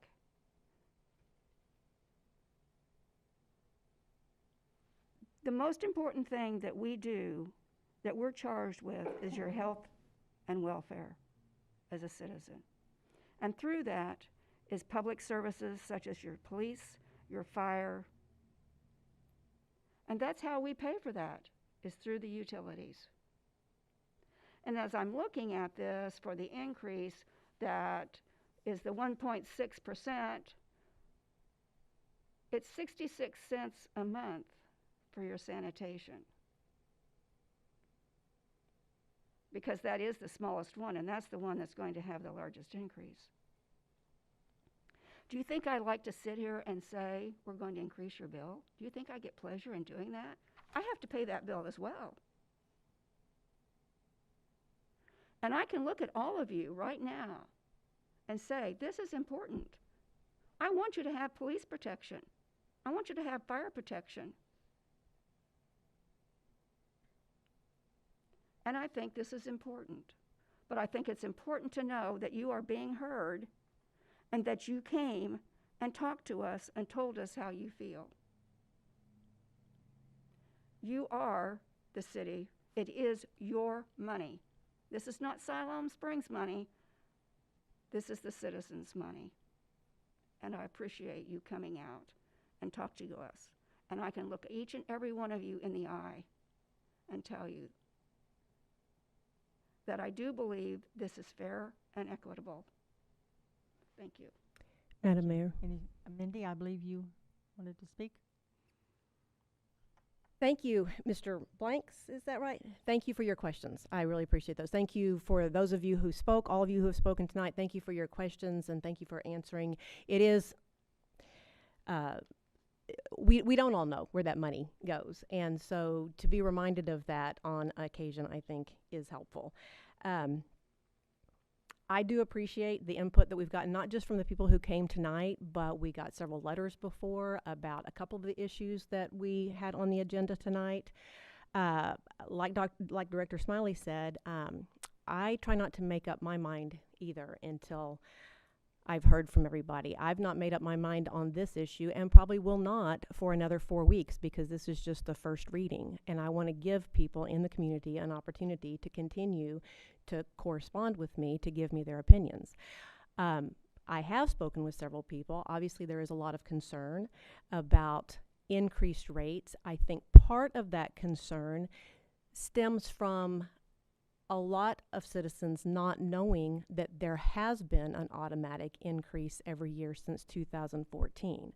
So the increase that we're looking at now is actually less of an increase than there has been every year since 2014, but for whatever reason, I think citizens were not aware of that. So it seems like this is an increase and this is the first time it's happening when that's not actually the case. There are important services, as we just heard, that are paid for by that by those revenues that come from the electric company. So again, I have not made up my mind on this issue, and I hope that I will continue to hear from people. But it, yes, we are citizens too, so we're impacted just like you are, and we do want to be fiscally responsible with the resources that you all provide. Thank you again for coming. Keep talking to us. Hopefully you've been able to get some idea, some questions answered tonight. And And like I said before, I do feel like maybe some of the concern out there right now is based on not having known that there have been annual increases. And so whatever we decide to do, I just think we need to do what we can to communicate to the citizens what is going on, what the money goes for. So that's it for now. Is there anyone else? Yeah, I'll say something. David? Nobody's going to like what I have to say. They usually don't. To say that 44% would have to be cut from PD and FD and all these others is a bunch of hogwash. It's nonsense.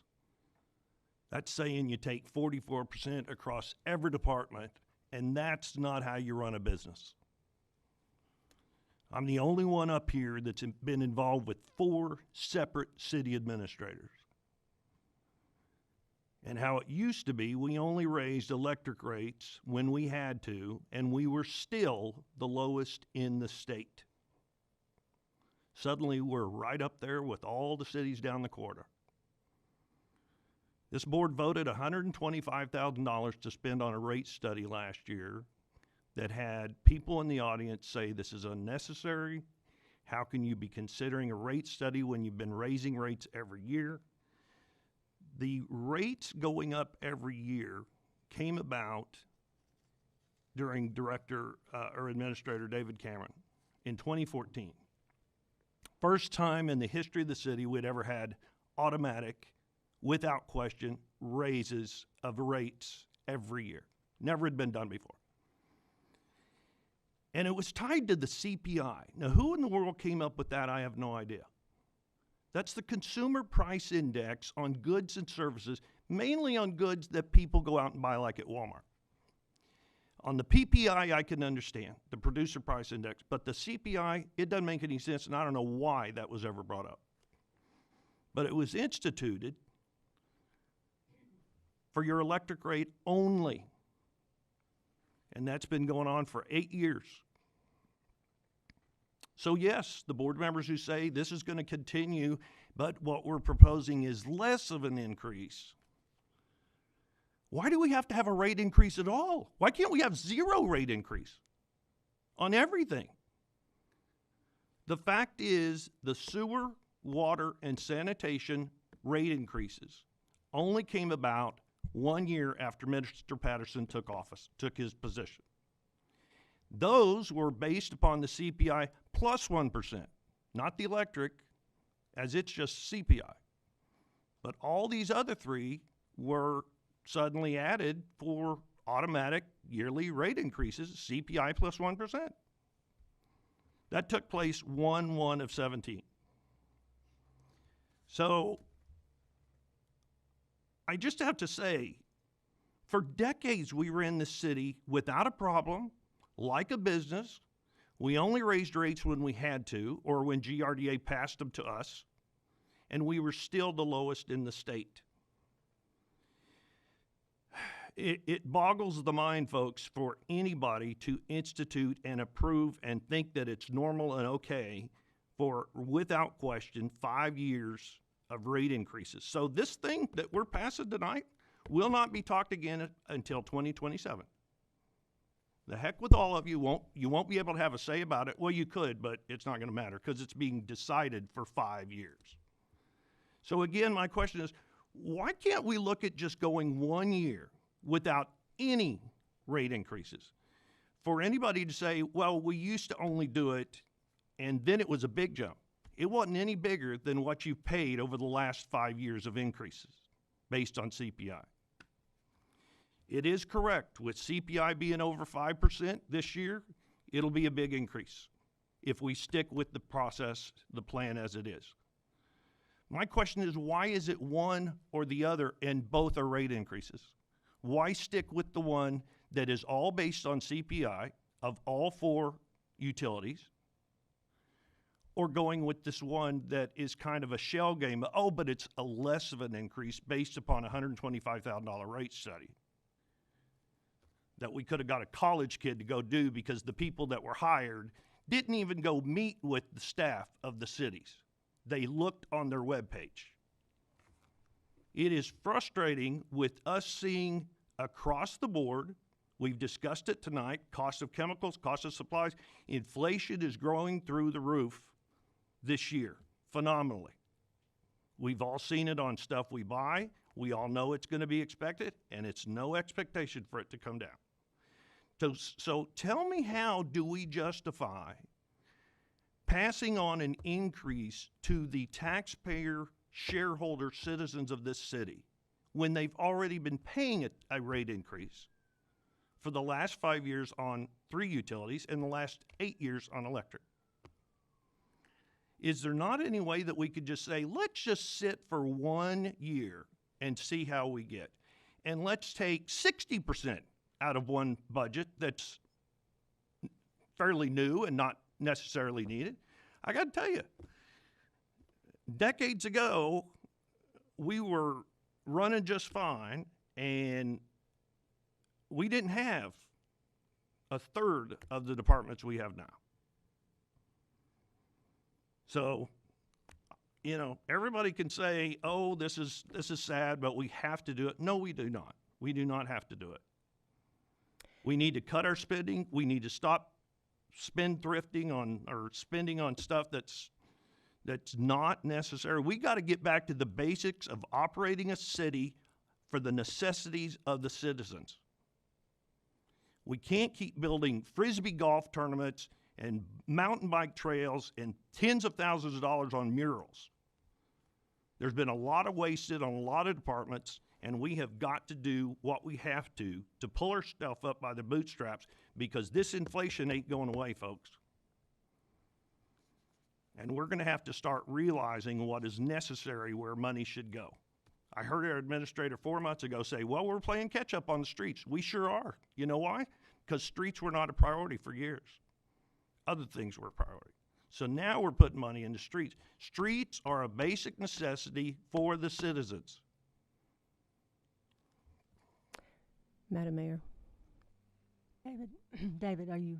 Yes, ma'am. Thank you. Thank you. Yes, Mindy. I just want to clarify 2 things. One, that we're not making a decision tonight. This is the first reading. And even if we were to vote, whatever we vote tonight will not be our final decision. If we were to vote yes on this tonight, it would be just to pass it on. We're not finalizing anything tonight, correct? That is correct. Okay. This is the first reading only. 2, as a board, do we, the questions were just posed the question was just posed, do we have to do one or the other? Why do we have to do one or the other? As a board, we can make a different recommendation, is that correct? That is correct. Madam Mayor? Yes, Brad. I hear Director Allen, but I don't want to get the impression that since Philip Patterson's been on, you know, I'm the only one here that was actually a city employee when we didn't do any increases, and the city employees didn't get any pay raises. And we were very fortunate this year to give it is not enough, but we did give a pay raise to the city employees. And I've had citizens come up here over the years that citizen employees are our greatest asset.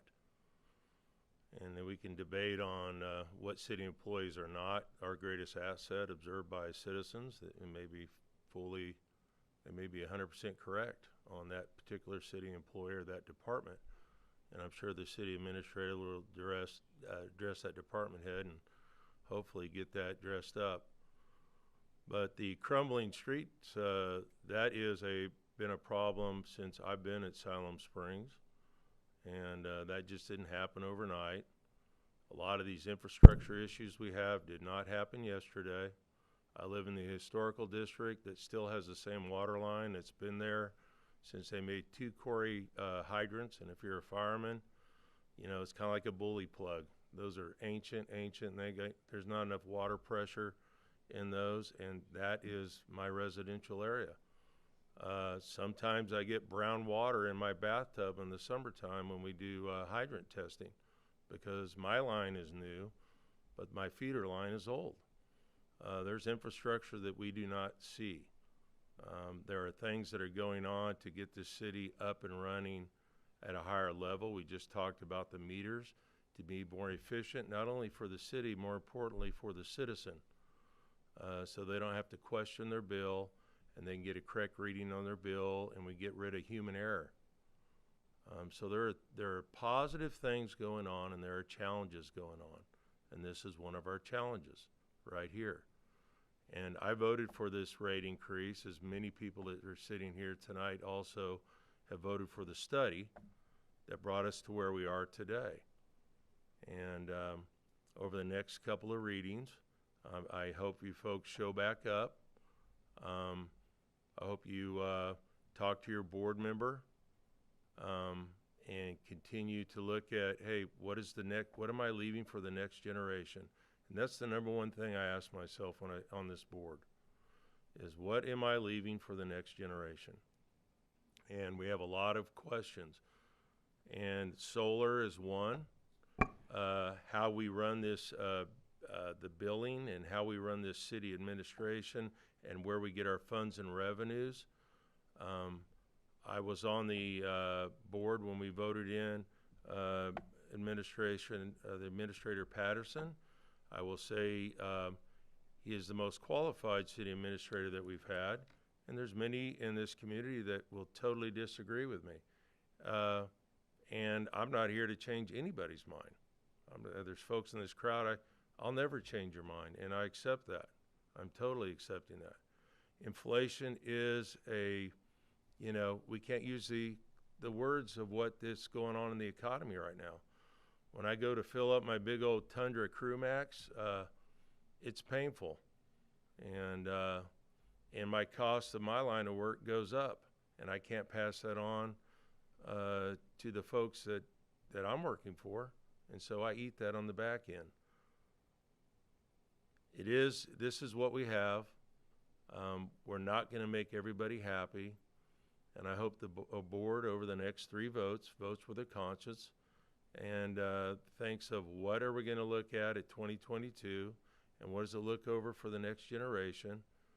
And I hope that some board members here have a better creative funding idea than I have, but I know dipping into reserves every year is not going to place us where we need to be. Thank you.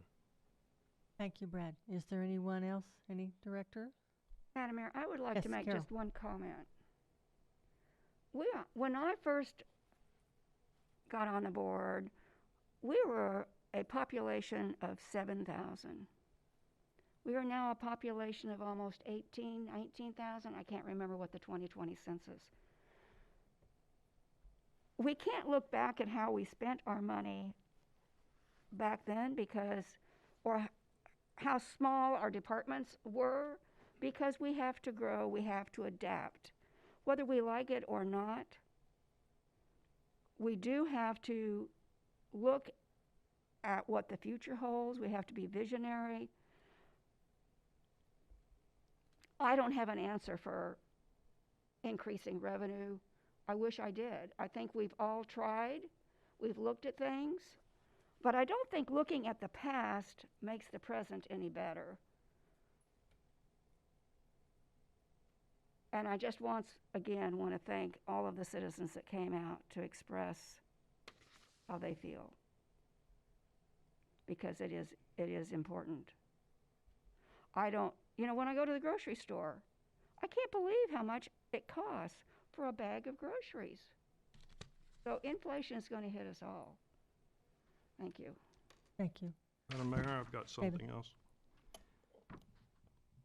Brad, you're right. We didn't raise rates when I was mayor, or raise pay increases for employees, because this city had gone through the worst financial depression in 2008 since the Great Depression.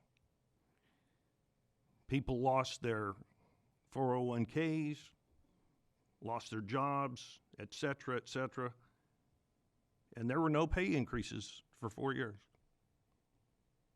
And we had to tighten the belt and see what can we do without. People that are the owners and taxpayers and citizens of this community should not be having to decide between paying their rent, their groceries, their medicine, their internet, or their city utility. Every one of the people sitting up here makes a good salary. Nobody here is on a limited fixed income. Nobody here is having to decide which of these 5 things they're going to pay this month. There are a lot of people. Brad, for you to say you have a working class ward, which ward is not a working class? That's what I'd like to ask. There are hardworking people throughout this entire city that are living on paycheck to paycheck. I spoke to the local newspaper publisher today, told me his recent bill from the city was the highest he has ever seen. I have been bringing up to this board the last 2 meetings of the amount of people on Facebook, the amount of people that are bringing up that there's something funky on the bill from the city.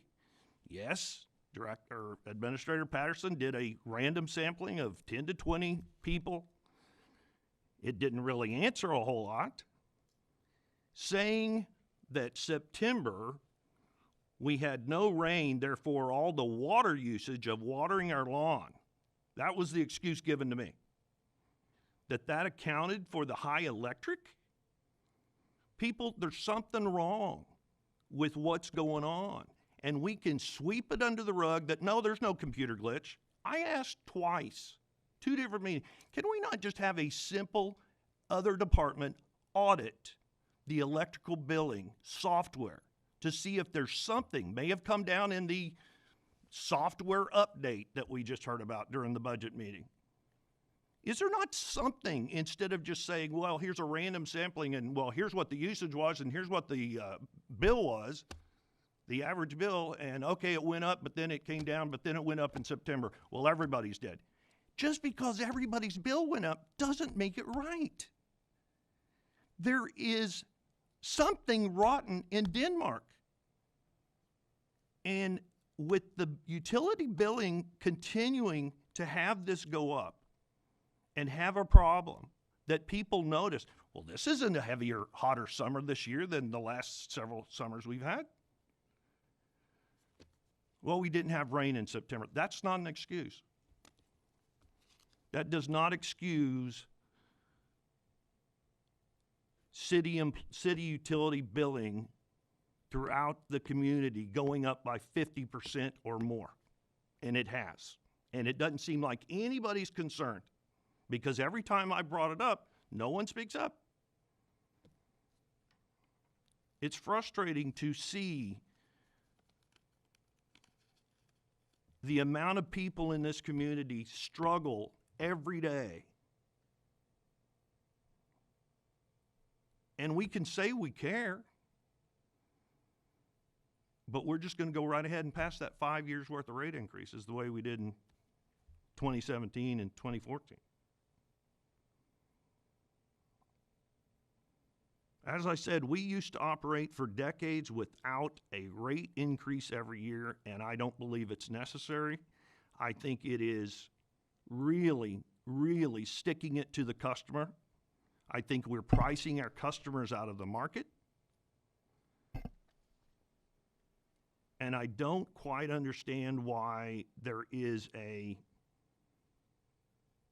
mentality of let's just keep everything the same on the budget, let's just keep everything, and we'll be able to keep raising these rates and pay for everything we want in this budget. There are times that you have to say, we can't buy a bulldozer this year. We can't buy a 4x4 this year. It hadn't stopped us yet. But at some point, you have to say what is necessary and what is right by the people. The people that I will remind you put you all up here. It is frustrating that the people that are paying the bills for the city to operate are again having to pay more and more and more every month and every year. And for me to bring up that there is a possible problem You know, and speaking about that, I've gotten so frustrated hearing that our electric billing department just continues to raise fees. Mr. Patterson said, well, maybe we don't raise if we don't raise the rates, maybe we can raise fees. Yeah, let's just raise fees again. Water park, ambulance service. We are charging people $50 when their electric is not even disconnected, but it's policy that we charge it if we think it got disconnected. The employee shows up to disconnect, the bill is paid like that, there's no disconnect, but we still got to call and say, we're still going to charge you $50 because it's policy. This kind of stuff is nonsense, folks. We're not acting in the best interest of the people.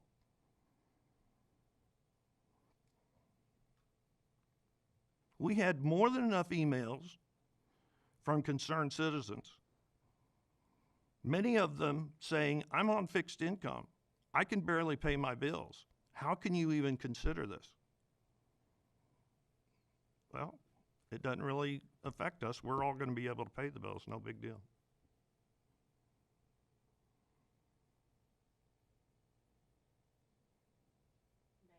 David, anything else? No, ma'am. Directors, any other comments? Madam Mayor, I'd like to Yes, sir. say something, please. As a city that has now come into, I believe we're labeled a city first class, which is a very nice distinction. It also means that we're growing. It means that we're going to continue to grow. Right now, wow, I think the last report was 13 subdivisions are going in right now. And yes, we can say that that has nothing to do with me, and my house is already built. But I believe as a city, we have a responsibility, and we have a duty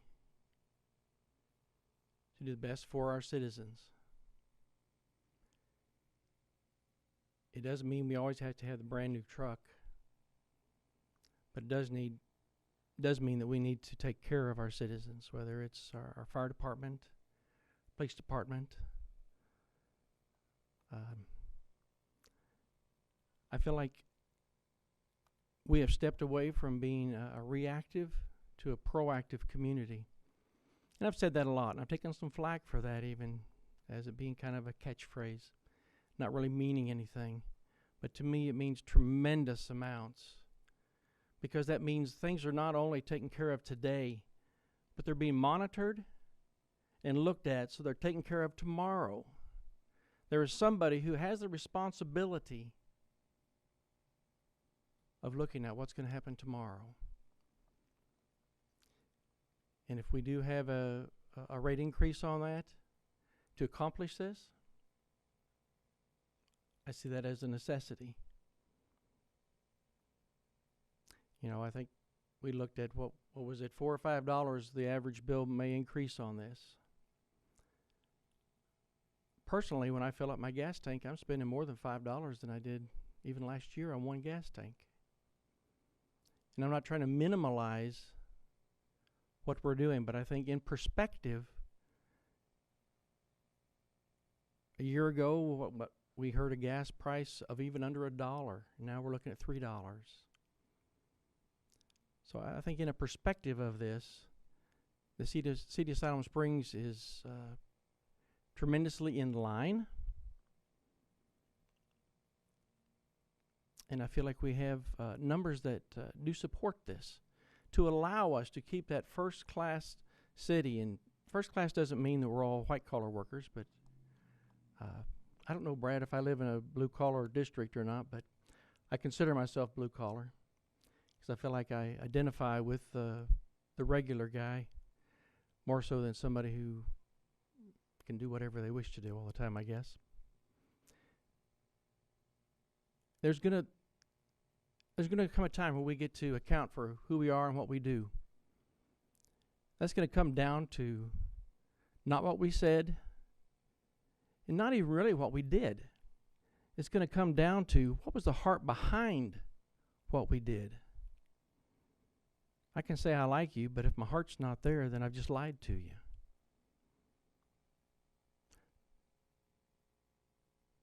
And I think I can speak for myself, and maybe even a few of the other board members here, if not all of them. We're doing this from the heart. Not here to fatten anything. We have a tremendously wonderful community here. And we've done some darn good things here, not just for utilities, whatever, but quality of life. And I am proud to live here.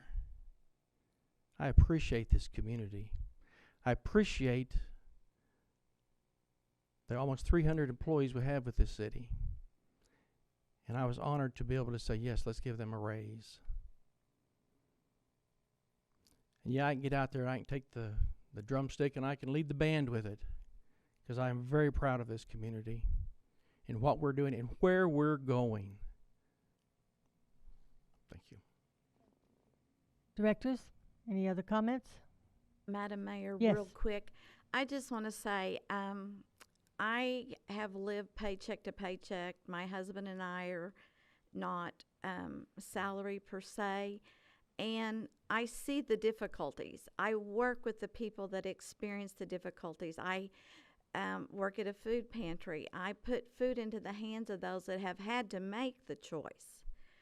But I also know that we have a responsibility to make our community safe.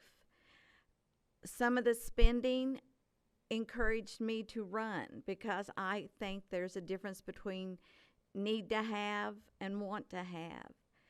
And I think this is just my third year on here, and I feel like I've learned a lot because we have some very responsible people that are department heads, and I don't think they're necessarily asking for something because they want it. I think there's a need, and I don't mind paying the extra. It is difficult. My utility bill went up.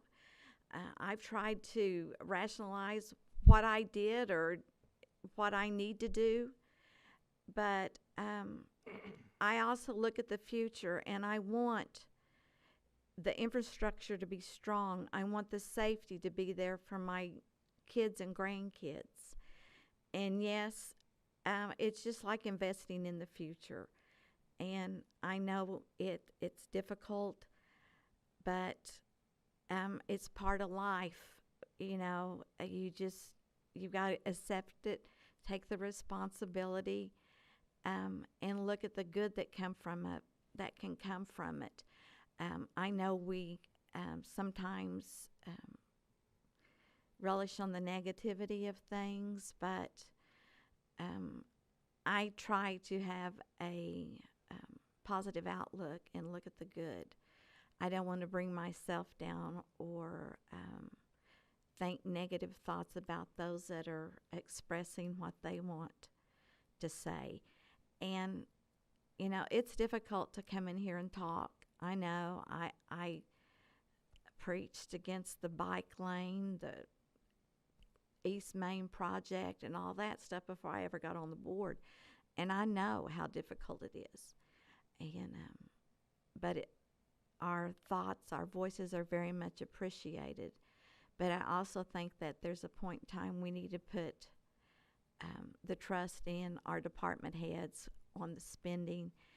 And I realize that we have rate increases every year, and it's difficult, I know. And I don't know where to push, and I don't know where to pull. So like Director Hunt said, you know, we've got 2 more readings of this, and we want to hear what your voice is on this. Thank you, Marla. Directors, anyone else? Madam Mayor, Mindy? I was going to hold this for my director's report, but I'm going to go ahead and ask this now, and then I will have a very short director's report. I mentioned earlier that I've heard from citizens that are concerned about this potential raise that's less of a raise, but they didn't realize that there had been a raise before. So I've heard about from citizens concerned, or citizens from that are concerned. I'm sorry. I've also actually talked to citizens who feel like it would be fiscally irresponsible for the city not to keep up with the inflation, which the way we keep up with it is to have to increase our charges just like everybody else is increasing charges. So there are both sides to this issue. But that's why I want to continue hearing from people. I would be interested if we can get this, some sort of breakdown or explanation as to how the city would be impacted if we didn't do an increase for, say, 1 year. If we left things as they are, what would that look like to our overall budget? Where would departments really feel that? If, say, we postponed an increase by a year. I want to get as much information as I can. I've not made up my mind about this. I will not make up my mind about this until I have more information and until I hear from more people. And I think that kind of information would help. Thank you, Mindy. Directors, any other comments? Madam Mayor? Yes. If there's no other discussion, Yes, I would ma'am. like to make a motion All right. to place ordinance number 21-23 on its first reading, suspending the rules and reading by title only. Do I have a second? Second? We have a motion and a second. Roll call. Carroll. Yes. Dappington. Yes. Smiley. Yes. Burns. Yes. Hunt. Yes. Allen. No. Motion is approved. Next item is. Madam Mayor. I'm sorry, Philip, read. Ordinance number 21-23, an ordinance adjusting scheduled utility rate increases for the years 2022 through 2027. Thank you, sir. This time we will move on to our staff reports. Philip? Madam Mayor, you have the September's financials. As always, if you have questions, please feel free to contact myself or Christina.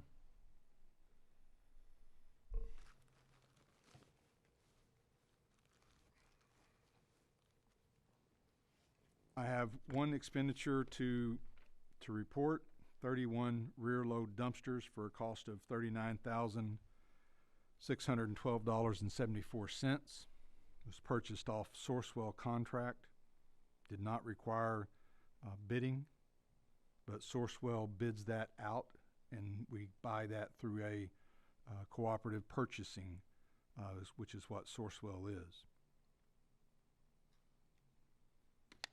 City offices will be closed on Thursday, November the 11th, for the observation of Veterans Day. And speaking of that, the VFW and Commander Frank Lee has issued an invitation to you as board members and to the public to attend the Veterans of Foreign Wars Post-1674 Annual Veterans Day program to be held at the high school on November the 11th at 11 a.m. I wanted to update the board. I've been working with the various civic clubs, Kiwanis, Rotary, Lions Club, really working with Rotary, who's working with these clubs, so I can't take credit for it, and also the VFW and the American Legion, of the possibility of creating a joint civic club sign. So today, in most cities, you drive in and there will be a sign for the Kiwanis and a sign for Rotary and a sign for Lions, a sign for VFW or the American Legion, and they're separate. Back in 2015 and before that time, there was an older version of Welcome to Siloam Springs sign on 412 by the airport, wooden sign with two rock posts. So I'm meeting with the groups here later this week to see if they would jointly go in to maybe help put a sign package together, a joint sign, so all of those civic clubs could have their signage on one sign. And what I'm suggesting that we do for, I think, a couple of $1,000s, the city could purchase the sign frame and have each club put their sign on it, and we can put it just off the highway right away in that same location by the south side of the airport on 412. So I just wanted you to know that I'm working on that. I attended a Northwest Arkansas Regional Planning Commission meeting the other day, and I wanted to bring some data points to you. You have copies of those in front of you, but I thought it was interesting. Northwest Arkansas was growing, and I thought the way that this shows how it's growing is pretty interesting. So for 2020, the populations in Benton and Washington counties grew by a total of 105,800 people between 2010 and 2020. The whole state of Arkansas only grew by just over 95,500. There were a lot of counties in Arkansas that lost population, but the major growth is in Northwest Arkansas. The total population of Benton and Washington counties is over 530,000, which is about 17.5% of the state's population. And for 2020, for the first time ever, the 4 large cities in the corridor, Fayetteville to Bentonville, that population is over 305,000 compared to Little Rock, North Little Rock's population of 267 some odd thousand. So the major metropolitan area now in the state of Arkansas is in Northwest Arkansas. I mean, there's no question about that, but I thought the numbers were pretty telling. Siloam Springs accounts for just over 3.25% of that total population in these 2 counties. And the other thing I thought was very interesting, and it hits home to us here. The Census Bureau really has 3 categories of how to describe where people live: urbanized area, urban clusters, and rural. Well, we're not an urbanized area yet, but we've passed rural, and we're an urban cluster. And I always sort of argue that we get caught in the middle because we don't get the funding that urbanized areas get, and we don't get the funding that rural communities are eligible for. And we don't have the 2020 numbers yet, but that last bullet item on my report, which, by the way, Director Allen, we're adding to the minutes, so you asked that they be published. I appreciate it. 1990, there were 80, and I said acres. I'm going to have to go back and look at that real quickly because that acres doesn't, square miles. I thought it was wrong. As soon as I read acres, I knew that was wrong. I'm sorry. There were 80 square miles of urbanized area in Northwest Arkansas in the 2 counties in 1990. In 2000, that increased only by 29 square miles to 109. But between 2000 and 2010, it increased to 187 square miles of urbanized area. And an urbanized area is basically where, in a small area, 50,000 plus people live. I'm very curious to see the 2020 numbers to see what that urbanized area has grown. But my point in giving this to you, the board, and to the public is growth is happening, and we're seeing that growth today here, even though we're not part of that urbanized area. And speaking of growth and populations, based on the 2020 census, you're going to have to consider, and it will be staff's recommendation, that you reapportion the city wards. I asked Northwest Arkansas Regional Planning Commission, who did the last reappointment of city wards, to redraw those wards in 2010 to give a couple of options, and you have copies of those before you. There's no decision tonight. I would ask you to look at it and give me some feedback if you have any. Generally speaking, and it's not 100% true, but generally speaking, for the Voters' Rights Act, you need less than 10% deviation in population among wards.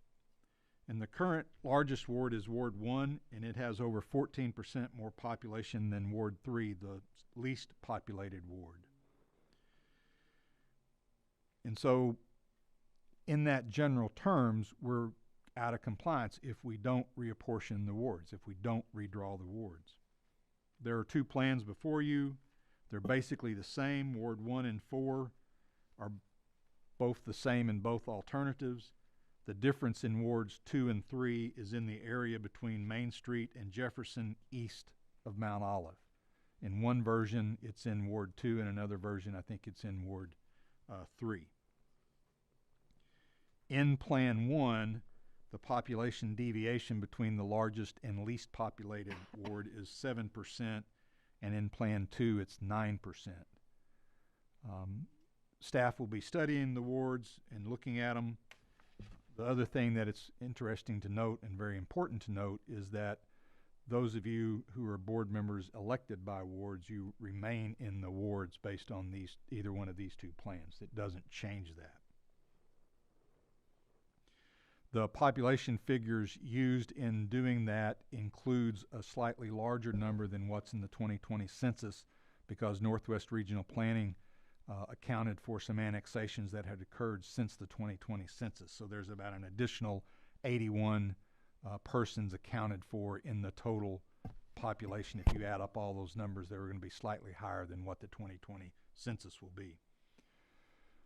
As I stated, staff will be studying those two, looking at the population differences, looking at some other issues, and will likely bring an, I believe it's an ordinance that you'll have to adopt on the November 16th agenda. The COVID update remains about the same as it was 2 weeks ago. New cases over a 14-day period per 10,000 population remain at 21. New city cases reported for the week of October the 25th were at 54. The good news is that in the Benton and Washington counties, as of October 28th, daily active cases per 1,000 were holding pretty steady in Benton County at 2, but had dropped to 1.43 in Washington County. Madam Mayor, that's my report, and I'll be available for any questions. Thank you. Thank you, Philip. At this time, we will move to the director's reports. And tonight, I would ask if we could start with Reed, and then we'll move around to Carol, David, and right on around. And Marla, you will be our last. Reed? Thank you, Madam Mayor. First thing I wish to do is make a public apology to our city administrator. Earlier today, I called his report a little report, and I'm sure he's going to make me pay for that many times over, but that was not the intent of it. But thank you for your report, this report. This last weekend, I got to do a little bit of myth busting. And I want to let the guys know, and the women be aware as well, that men can do two things at once. The myth is we cannot. Well, I proved it this weekend that you can. Last weekend, I got to move my youngest son out, making my wife and I empty nesters. You dream about this day. It's not always quite as pleasant as you dream about. Back to my myth. We were on the road with my truck and a U-Haul, and we were moving my son down to the state of Texas. And while I was doing that, and Brad, I want you to make note of this because I'm bragging here. While I was moving my son, I was able to get my first deer of the season without a single shot. So I could move my son and get a deer without even shooting. Nice. Now one of our local body shops is going to help me out here, get my truck back in order. But deer season is officially underway. That brings some levity, but I want to talk a little bit about the Hillcrest edition, where we had people here tonight, and they did not stick around. I understand, because we're postponing that Is that the right word? Okay, we're moving it to another date. To me, the Hillcrest edition is it's extremely important for a number of reasons. For the city of Siloam Springs, where I consider our gateway. Now, Director Patterson's saying he's wanting to put the sign out there by the airport, but really, when you enter Siloam Springs, it's right there at that intersection of 412 and Airport Road. And that's where they're looking to put a housing addition there. And it brings up several issues, the biggest being safety. But I want to make note that the addition that's looking to go there, I will make it public that I had a phone conversation with the developer today. And it wasn't about trying to persuade me to make my decision or me trying to persuade him. But it was about what is best and how can we do our best going long term with this. And I appreciate the conversation I had because it wasn't one of pushing back and forth or seeing who is the toughest or best orator on the phone, but it was about how can we make sure we can do this and keep our citizens safe as best as can. One of our hurdles that we get to jump with this is that we're also working with RDOT. And the city does not have jurisdiction over RDOT, the highway. And we've got to fulfill, I think, one of 8 criteria to be able to put a stoplight there or to slow people down earlier. There's a number of things that we get to look at. But I want to say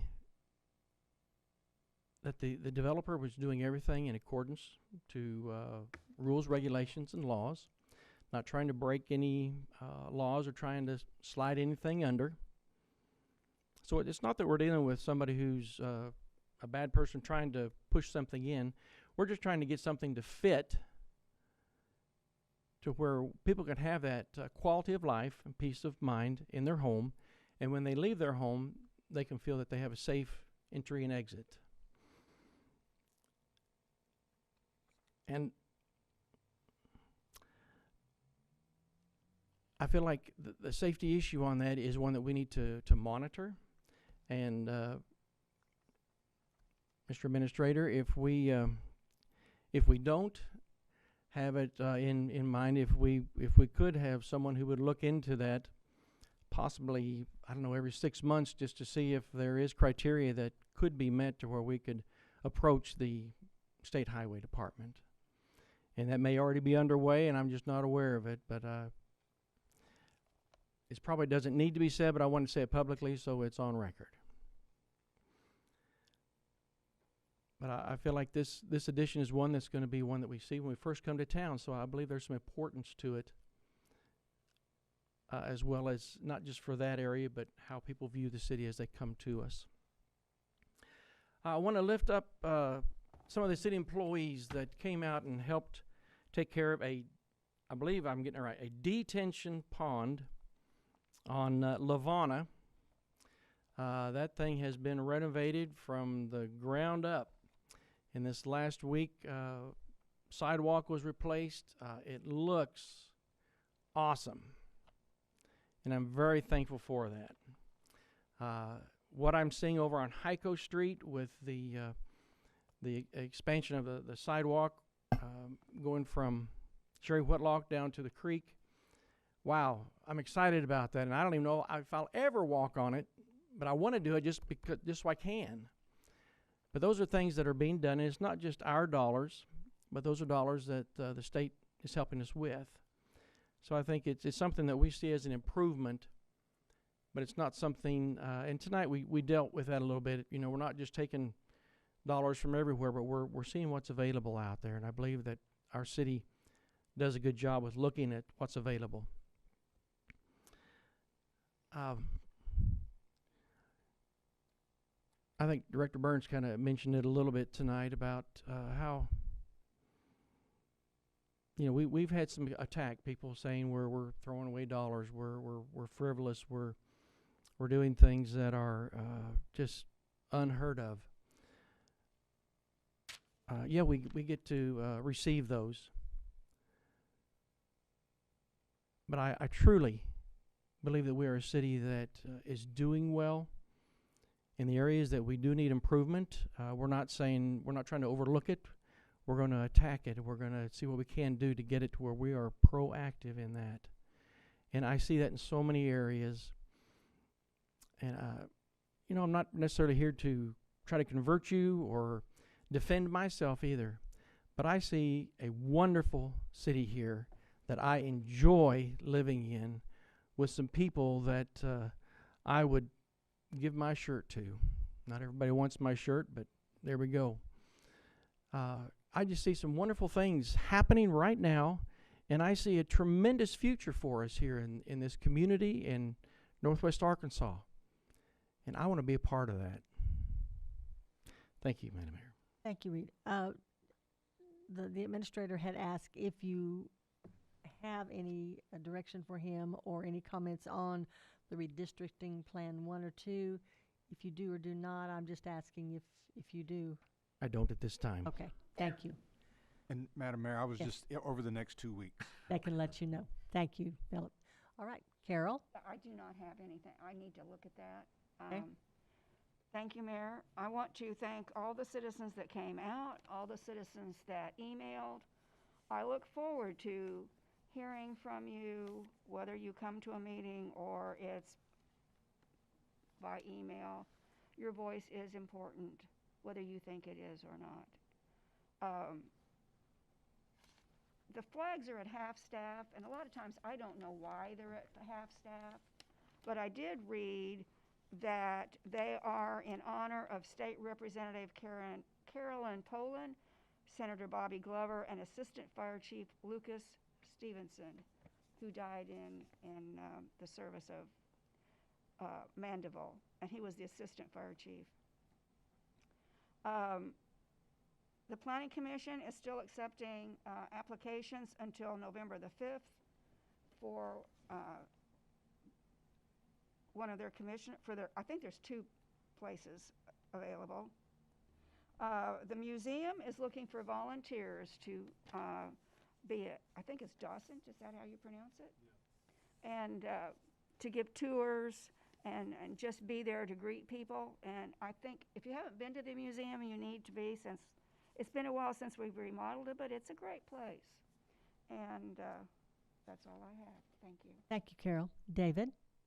Docent or docent, it doesn't matter, but it's basically somebody who tours. It's a volunteer. Yeah, they volunteer and they tour people that visit the museum around to see what's in there. I wanted to tell everyone I really cannot rave enough about Holland Hudgens. Not Holland Hudgens. Hayden's report that we get. It is informative, it's got color pictures, and it really helps me keep up with what's going around. And I appreciated the very first page was the update with their fire department hosting the Arkansas Fire Academy Swiftwater Rescue Technician course. And I think we're really lucky that we don't just have a kayak park for the public, but we've got something that has been used for quite some time since it was instituted. The kayak park is used for the Swiftwater of our own people, but it's also now, with this coming from the Fire Academy, used to help across the state. And I think that's wonderful, and I appreciate them. I had a question. I've been asked this before and never could get an answer, but maybe Philip could tell me. Is there a discount on utilities for seniors? Yes. Well, I keep being asked about water, and I think maybe the problem is that they are out of town. They still get city water, but they're out of town. Does that make a difference?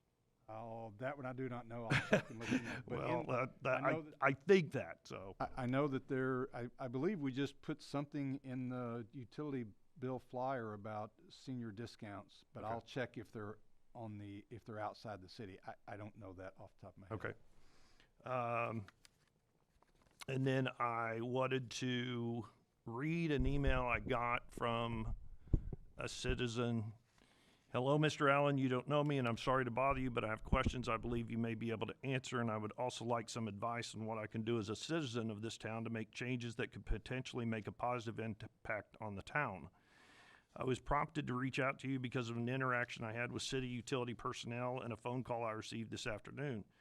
2 city workers showed up at my house telling me I was on the shut-off list because I hadn't paid my utility bill. Hearing this was a bit odd since I pay my utility bill online and on time every month. So I checked through my email to find a receipt, and there wasn't one. I'm not exactly sure why my payment had not gone through, but I paid the bill, which included the upcoming bill as well, while the men were here. I showed them my receipt, and they didn't shut off my power.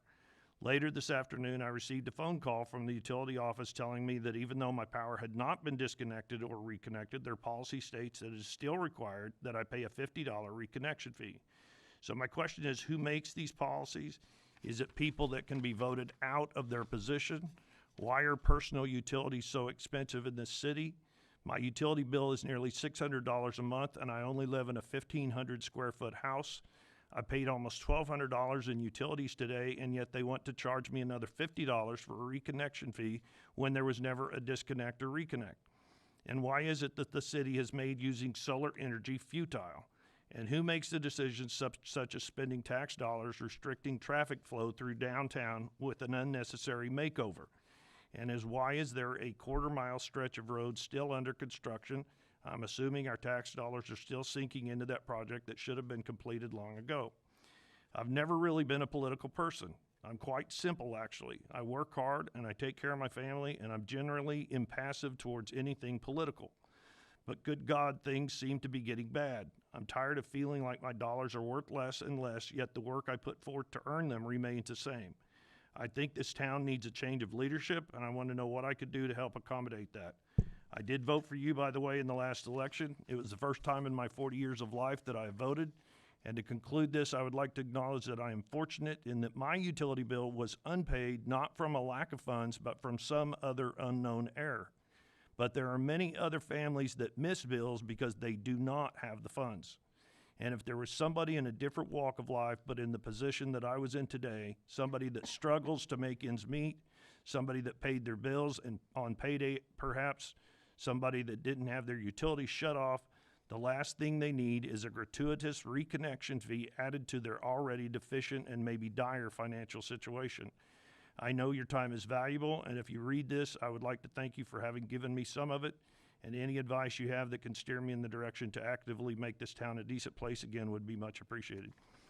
And Philip, this just goes back to that one person I was telling you had experienced the same thing with the city where their rent house had been disconnected and reconnected because of a renter, but yet it really was not the owner's fault and they were still charged a $50 reconnection fee. I would like us to determine, do we ever not charge a $50 reconnection fee? I mean, just like this gentleman, there was no disconnect at all. He was on a list, but it was never disconnected. So I don't quite understand why we seem to be so black and white that you're on the list, so therefore you have to pay. If you would, after the meeting, give me that information, I'll be happy to check into it. I understand. My understanding, if I may, is that, yes, we send out a list that for whatever, at the end of the billing cycle, there's created a list that is unpaid. And that gets sent to electric, and electric goes out to shut them off. If it gets paid in between there is usually a contact that is made to those electric individuals not to shut that off if it is paid. So I have to figure out where the communication fell through on that particular one. Part of the issue with, you'll see it in 2 weeks when you go through the electrical budget, buying AMI meters. And with AMI meters, the ability to not have to go on site to shut someone off or to turn it back on will be greatly enhanced. And that will solve some of that issue, and likely we could lower or reduce that shut-off amount, because at that point we're not sending anybody out there to do it. But with that particular one, Director Allen, I would need to go do some research to see what happened in that, because usually there is a communication that occurs. If you're on the list and you come in and pay it before the guys show up, we try to make contact with the guys to make sure that they don't shut it off. So you're saying with the AMI meters that are projected for new purchase in the budget, it'll make it easier to disconnect. Therefore, this gentleman would have just had his electric turned off without anyone showing up to say you didn't pay, find out it was a billing error, not on his fault, somehow didn't get paid. He's always had it on automatic bill, always pays it every time. Only by someone showing up did he realize. He would Nobody gets shut off the first time it's not paid. There's a notice that goes out that it's your past due. Well, he got notified by the city employees showing up.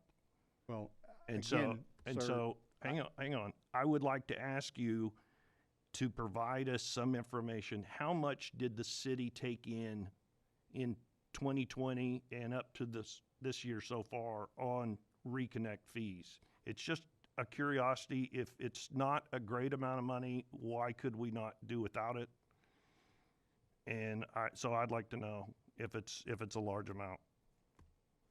But yeah, I'm not sure that the AMI meters may be great. And I remember, as Carol was saying, we did talk about doing it. I thought we did institute it back when Mark Latham was here. I thought it was a big deal at one time, but it certainly sounds like it would make it just as easy to just turn someone off too.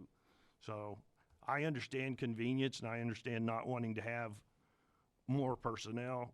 But sometimes when you spend a lot of money for robotic or computer software to do the job of personnel, you can do a better job of being actual customer friendly by paying the amount of money for the personnel, especially if the amount you're talking about for meters is hundreds of thousands of dollars and you can justify another employee for several years at that point. That's all I have. Thank you. Thank you, David. Just if I could, because I used to work in the utility office, did that for several years. Do we still send the notice? And do we still do a door hanger or door notice of some sort at this time? Or do we just do a notice? To my Do you know? knowledge, it's just a notice, but I'll have to ask. Okay, thank you. There's always positives and negatives. One of the benefits, Director Allen, about the AMI electrical meters, if someone doesn't pay their bill today and they get shut off, they have to come in, they pay their bill, and it takes a period of time for us to get back out there to turn and put that meter back on. So while, yes, you could make the case that maybe it's less friendly on the shut off, but it would be much more friendly on the reconnect, because it would be automatic. As soon as the bill is paid, it would be automatically turned back on. But the justification I was told later by this gentleman after I asked him a question was the city justifies the $50 because they have to drive out there to turn it back on. So if we're able to turn it back on, could we do away with the $50 fee? I mean, that's what one of the things that we would want to talk about for sure. And obviously, we're not changing all 8,000 meters in 1 year. We're doing, a couple hundred a year. But I just want to say that it's, like I said, it's there's a positive and a negative to it. But I'll get with Christina. We'll look up the reconnect fees. I don't have any issue with that. And we'll see what that number is and bring that back. And I'll find out about the door hanger too. Thank you. Mindy? I think I mentioned in one of my director's reports about getting an email from a citizen who reminded me that she was my boss, and I agree with her completely. She is one of my 17,000+ bosses in this town, and unfortunately, what one boss thinks is a good job, another boss thinks isn't a good job, and so we know that we're never going to be able to please everybody. Ultimately, we have to make a decision that we think is in the best interest of cities, are the city and the citizens, but we know that not every decision is going to please everybody. I do have confidence in this board to make decisions that we feel are going to be in the best interest of as many involved as possible. But again, we know we're not going to please everybody, and we do have to make those hard decisions. And sometimes, even like in the case of the utilities, you know, the motivation behind the increase is because there are, to some, there are things that the city needs that money for to provide safety for the citizens. But then there's the other side too, that it just feels like an increase, and it's hard to see the benefits. So it's hard decisions that we have to make, and I do promise you that we will take your comments into consideration, and we will do the best we can in making decisions. And thank you for entrusting us with those decisions. To end on a little bit more positive note, sometimes it's easy to read through Facebook and get kind of disgruntled because what we see a lot of is negative, whether it's about the city, citizens, government, whatever. We see a lot of negativity. But I was looking through some Facebook posts the other day, and I saw a couple of very positive comments that I shared with the city administrator and asked him to share with our police chief. They were comments from citizens who had had interactions with police officers. They were pulled over for speeding. And in both cases, the citizens who were pulled over were very complimentary of the professionalism of the police officers, and just the whole interaction left them better off even than they had been before. It can be a bad situation. I've been pulled over when it hasn't been a great situation, but I have been pulled over also when there is a police officer who has listened to me, understood, and acted with professionalism. And I was so glad to see that there were a couple of others that were, I'm sure that happens a lot, but there were at least a couple that were willing to mention that in a public forum on Facebook. And so thank you to our police officers. Thank you, Chief Gilbert. I just wanted to mention that. Brad? Yes, I'd like to ask the city administrator for some follow-up, maybe at the next board meeting, a couple of statements that were made I'm not comfortable with. Where are we violating state law? And also clarity on the bidding process. So if I could have that, that'd be fantastic. Thank you, sir. There is something free, and it's not in the city of Siloam Springs, and it's in the city of Springdale. And it was funded by the Hunt family, and the Arkansas Game and Fish has a new facility over there. It's an education facility. And I just want to encourage, with the cost of things, it is a freebie. It is a fantastic facility. It has an archery lane. You can go over and shoot archery at anything from a groundhog to a black bear to an elk to multiple deer. Inside, there's educational things for kids. And so if you get on their website or give them a call, there's also a walking trail going on out there. And it's just it's a little getaway just right off the 49 corridor, and it's a freebie. And it really supports our green spaces and helps educate our kids on the beauty of Northwest Arkansas. So I just encourage folks, we don't have it, it's free, and it's pretty fantastic. The folks at Airport Road, I'm not going to elaborate. I spent some time out there today.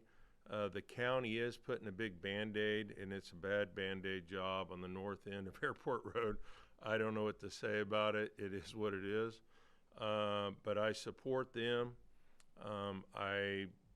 I'm not a fan of putting that cart in front of the horse. The folks that were here, they have some legitimate things going on, and I thank the developer for taking that back to P&Z. It is not over. That is a fantastic neighborhood out there, and their concerns are legitimate. I do not want to create what we have run on in the past, and I'll use a Highway 16 intersection, which has been a thorn in our side, and we've worked a lot of tragic accidents there, and I do not want to create another one of those. Although I will use the word traffic circle, and that's the end of that conversation. February 10th is my beloved Marine Corps birthday. I thank the VFWs for going to the high school and participating in that program. that possibly, you know, was a big influence when I was a kid, meeting veterans, and maybe it'll take them down that lovely road of service to our country. There's also down at the American Legion, or the Community Hall, at the same time, the American Legion will have their event. So if you attend either one or don't, just give a big thank to vets. And I know when I was a city employee, and now that I'm not, I have to take time off work for these things, and then we got time off, you know, and so that's another benefit of we have got multiple veterans. The police department's just hired some veterans, and it's a fantastic thing watching folks go from service to country to service of community. So thank you. That is all. Thank you. Marla? Madam Mayor, I just want to give a shout out to the vets too, because the food pantry, the Manna Center, could not operate without the veterans that volunteer there, and it shows that they just have a heart for the community and a heart for service. I believe there's a Veterans Day parade Saturday at 9 a.m., starts at the Armory, goes down to the Masonic Lodge, and that's at 9 a.m. So if you're out and about and would like to support them, that would be nice. Also, I cannot believe the numbers that you've given us as of growth for this area. To know that those 4 cities are larger than our capital is scary. Now I know why I don't want to drive over there, because it's terrifying to me. So, you know, it's always nice to know that we're growing, and like Brad has said many times, growing pains hurt, and they do, but we're getting there and we're doing a good job. I also want to say to the people that sent all the emails and the concerns, I do see that. We have a farm that's down Airport Road. You know how old I am. I've driven that since I was a little girl, and when I was riding with my parents, and it's always been tragic there. Even if you go down and go down Bill Young Road, it's there's really, you know, there's concern there. The site, seeing people coming up the hill, turning left. I am not a left turn person, so I thoroughly understand that. And I've asked for a light to be installed there to light up the intersection, because some of my volunteers that live out there were having trouble seeing where to turn. And so that was one of the requests. One of the first requests I had when I became a board member was to put a light at that intersection just so people could see to turn. And I've probably forgot something, but I just want to tell everybody that sent the emails, I'm not doing real good replying right now because I'm not seeing real well, but that'll be taken care of in another week, and I'll get back with you then. But I do appreciate them. I did read them. And with that, I would like to make a motion to adjourn. Do I have a second? Second. We have a motion and second to adjourn. All those in favor say aye. Aye. All those opposed, same sign. We are adjourned.